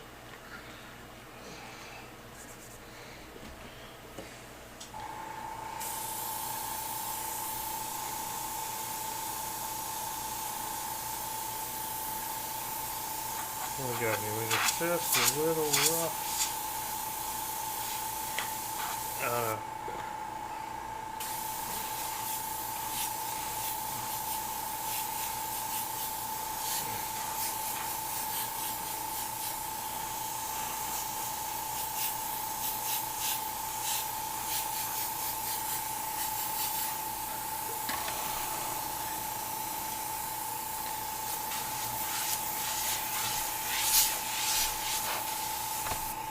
Oops.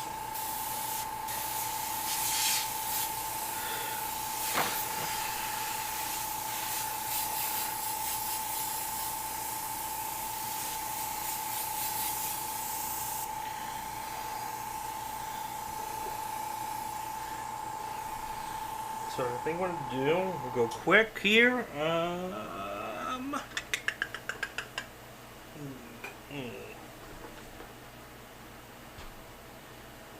Transfer tape. I whacked my head in the camera.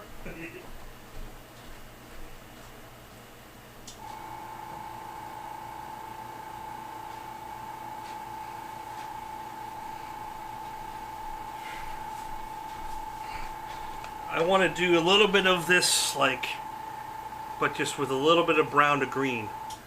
Almost like a bokeh effect, like a blurry photo. And I think that'll be it.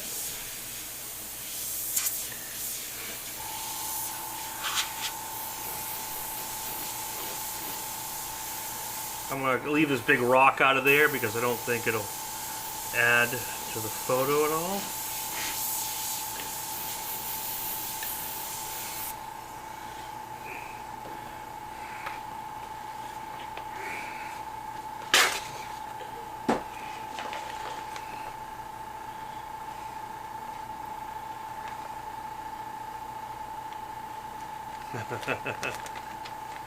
Thanks, Mike.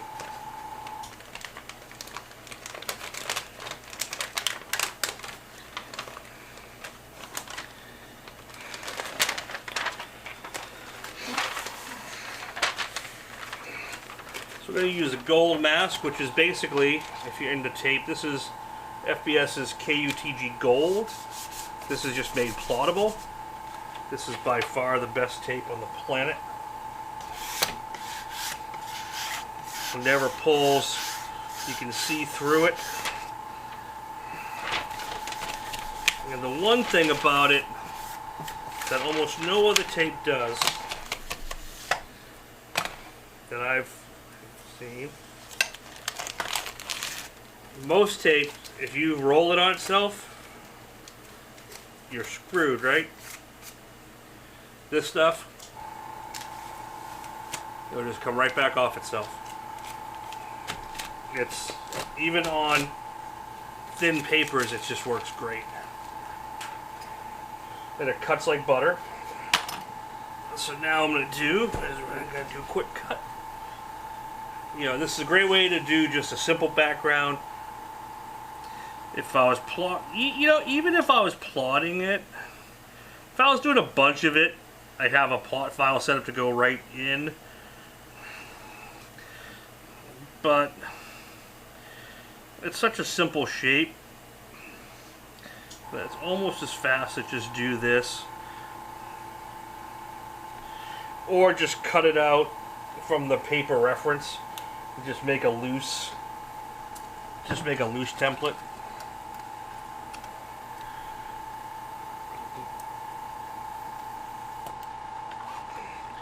But I want to get this fairly wrapped up.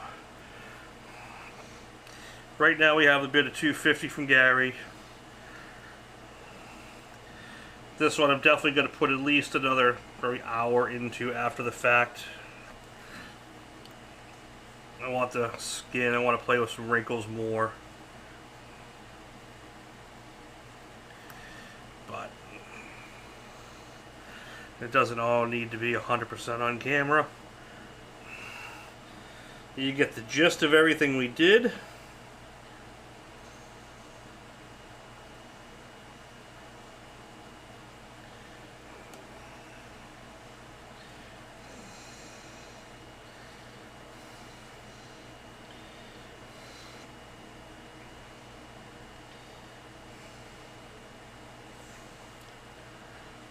Hey Park, what's happening?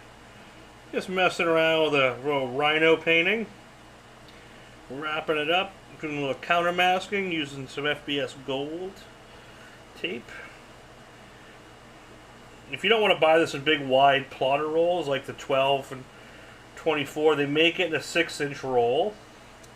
They make it in 2-inch, 3-inch. They make it in a whole bunch of sizes. And the tape, it's called KUTG. So this is it in the masking rolls. That's the gold mask. And tapes, if you look, it's right in the middle there. 1, 2, 3, fourth from the left, the fifth from the left. The KUTG gold. That's what gold mask is. It's that tape, just in a wider format.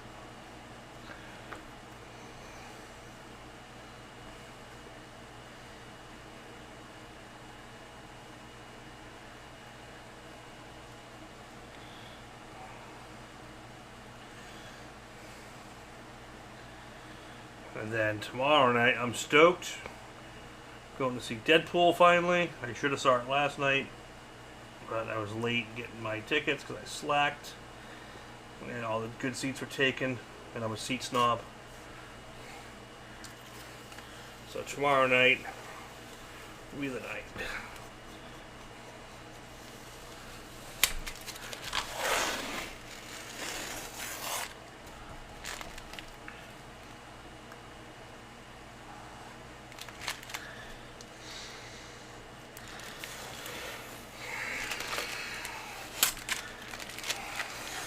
Thanks, man. I don't often do a lot of realism stuff or close to it, but I figured. We did a kind of one with the Statue of Liberty. We stayed kind of on point realism with that. And then I was at the zoo and then saw this lovely lady walk out and eat, and had to take a picture and said that's going to be a painting.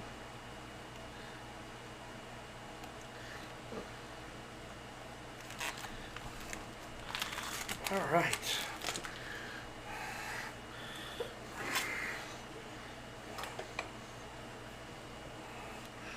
So, really simple, out of focus background, because that's all it really was.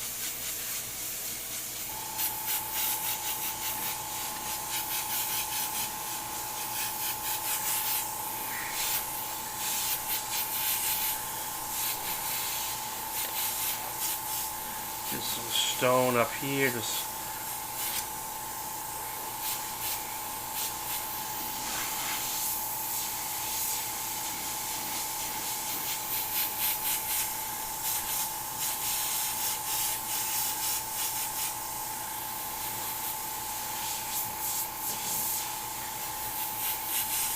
But I want to keep it that loose, out of focus feel. I don't want it to feel like anything major. Some bushes over here, so I'll make it darker. Then I'm going to throw a little green. And all this. That's no lady.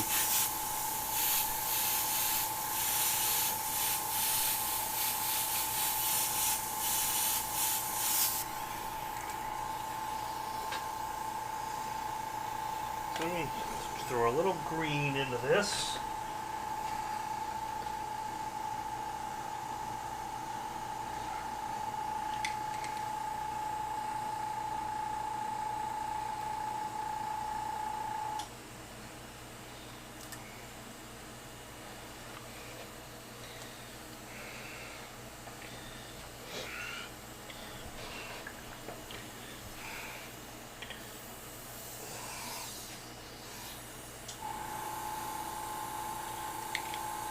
Ah, it's fine. No worries. Just don't forwarding that to your wife.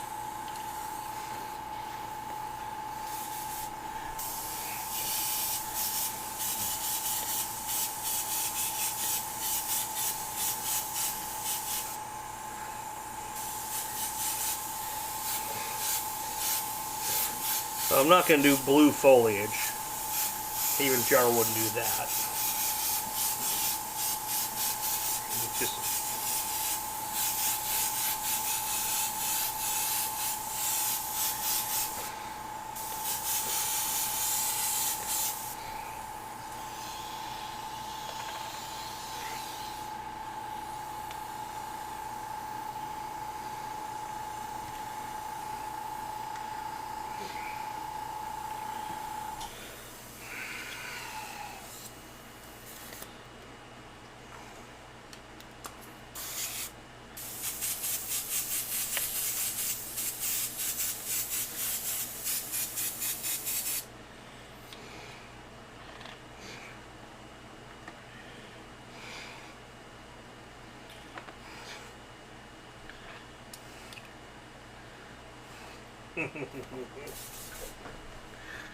just a tint, just a little tint.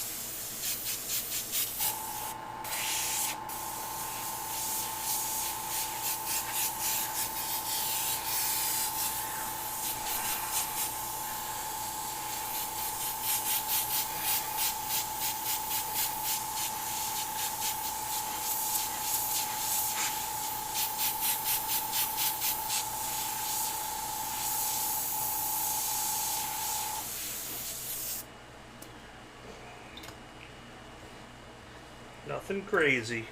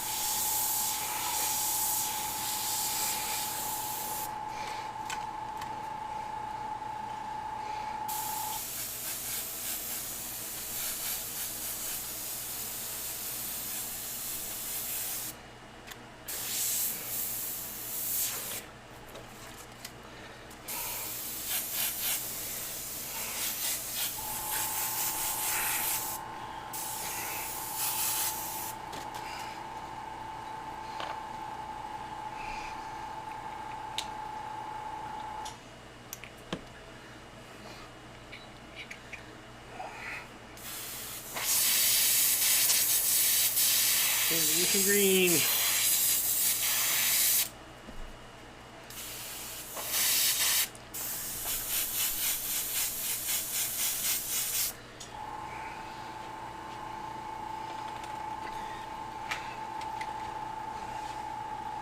It's amazing, the transparent green cannot overpower that white.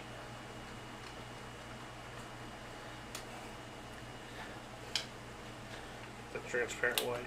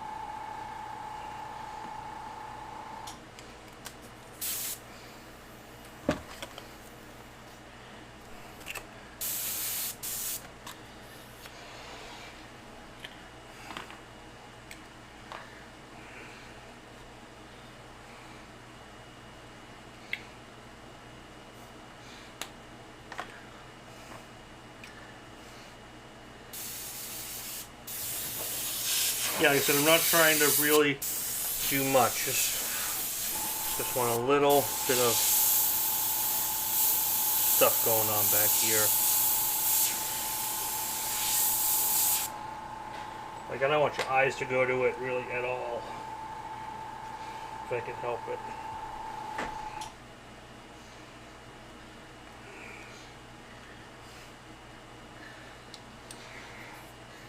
Like, I really want that out of focus blur feel.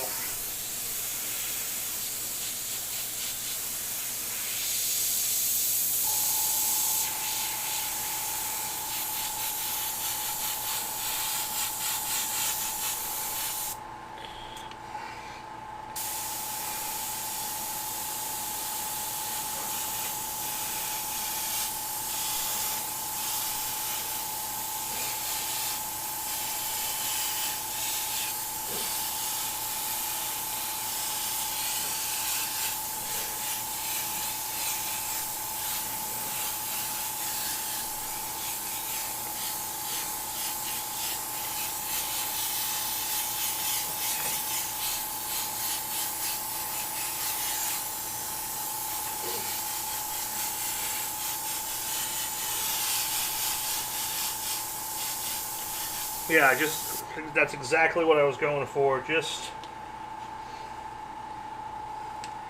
a hint of something back there.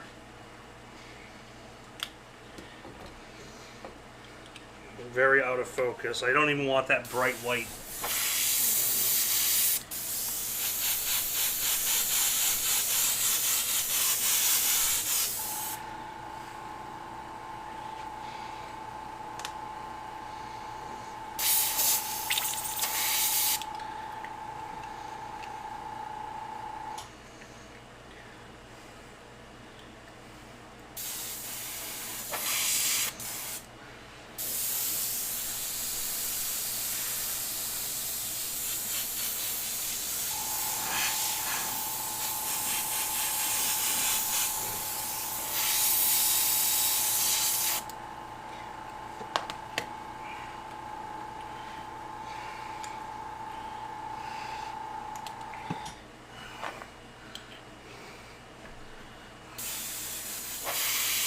And this will give me time to, like, then I can play with the folds of the skin more.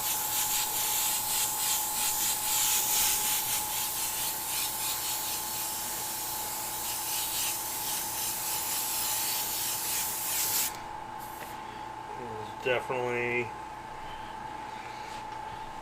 since this is some hay, we'll definitely do some scratching down here.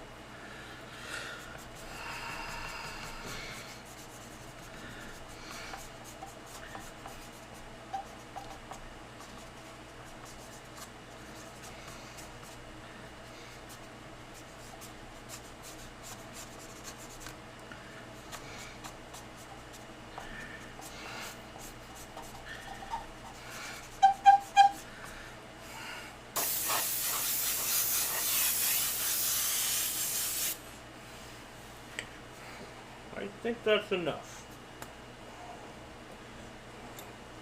If I have any...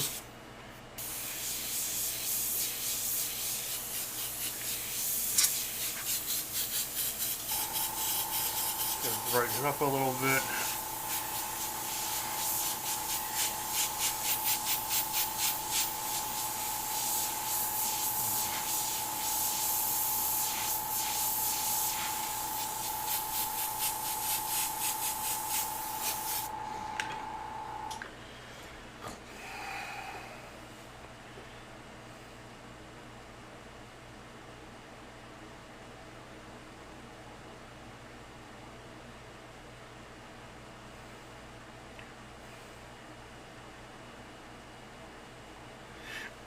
Yeah, if I wanted to bring these out, I could make them really bright white and make them kind of foggy.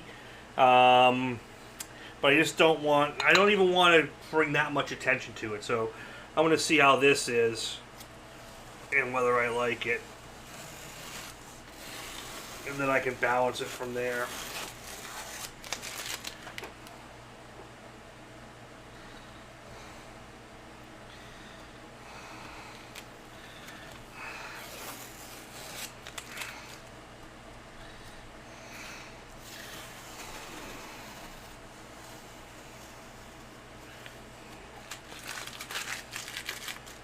aside from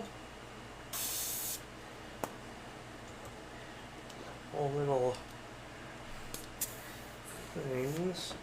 We're gonna get a little bit of these highlights, but I think it'll be easier to just.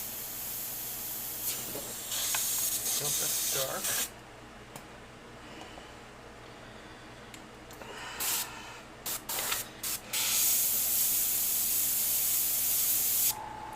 Well, I'm going to clean up those a little bit, but I'm not going to rush through them. That's the only thing I don't like. I got a couple of white spots here and here.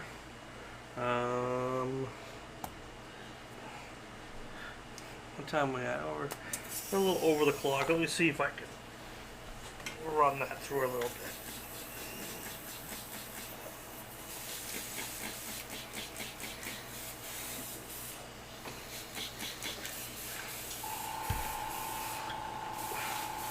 What I'll probably do is probably best to cut a loose stencil and just hit some of that.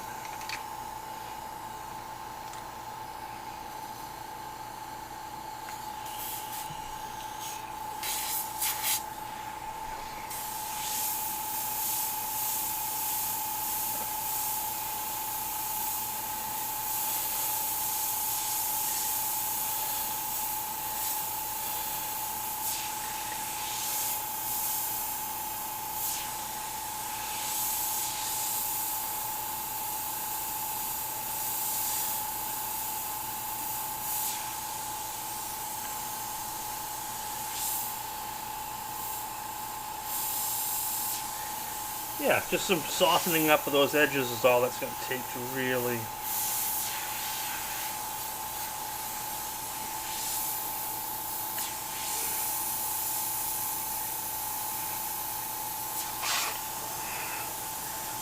Yeah.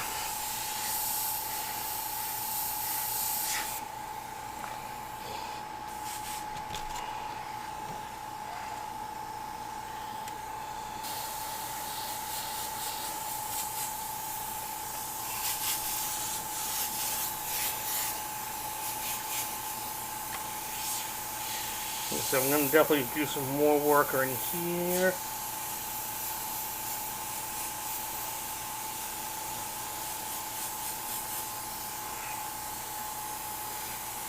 Just going to play around with some darks and balance it out.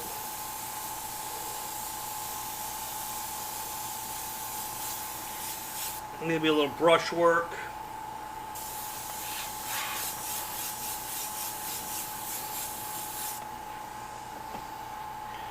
And I think we'll have it.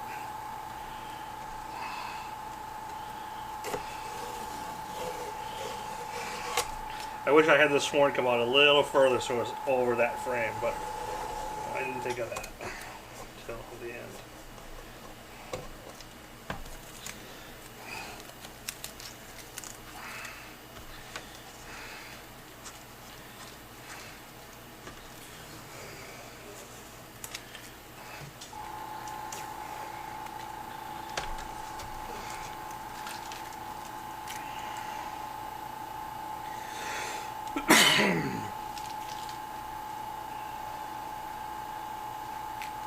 Not too shabby. Like I said, it needs another couple hours of work to get it like really realistic. But all the components are there. I think our final bid, if I'm not mistaken, is oh, what green was that? I used Wicked Opaque Phthalo and one of the transparent greens. I put it back, but I forget which one that was. It might have been the Viridian that I mixed in.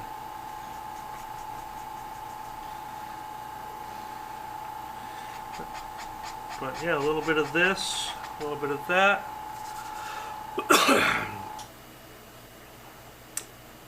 Yeah, I think Gary was the high bid. Oh, honey! Better late than never. Thank you, honey. Really appreciate that. You're amazing. And thank you to all the super chats last week and this week. And then the bids. Thank you, Gary.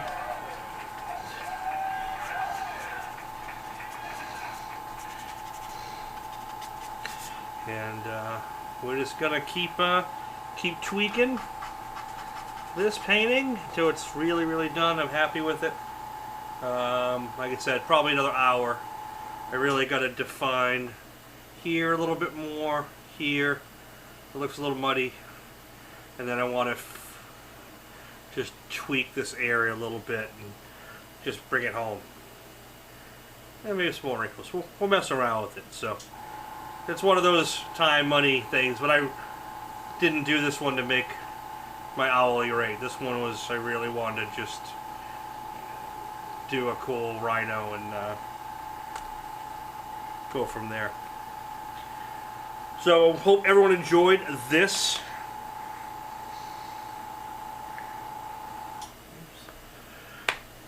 Where is my, there we go. I hope everyone enjoyed the last 2 weeks of this. This was fun. It was definitely an experience to do live. And a little bit break out of the skulls and fire, which we haven't done in a while. It might be time to get back to some skull work, some firework, because we haven't done one. We did Liberty, we've done some cool stuff, but might have to get back to something. We did the skateboard deck. I should do some leaf work and some pinstriping work on that, because I haven't even cleared it from the first session. Maybe I'll bring the skateboard deck back in for another round of additions after we clear it. We'll see what the rest of summer brings. I want to thank everyone for popping in and keep sharing it, liking it. If you guys haven't even just, I'm not saying paid membership, but just subscribed. When I checked, I was like 5 people away from 11,000. So if you're a watcher and not a subscriber, damn it, subscribe. Or share it and get people to subscribe and get me over the 11,000 mark this weekend would be amazing. And we will see you all next week. Hopefully back on Thursday if all goes damn well, like it should have been. But tell all your friends, come check it out, and shoot me ideas, guys, what you guys want to see. You members, shoot me ideas. Hit me up on the community page. And I'm doing this for you guys as well. More so for you than me. So sometimes it's tough coming up with ideas to paint.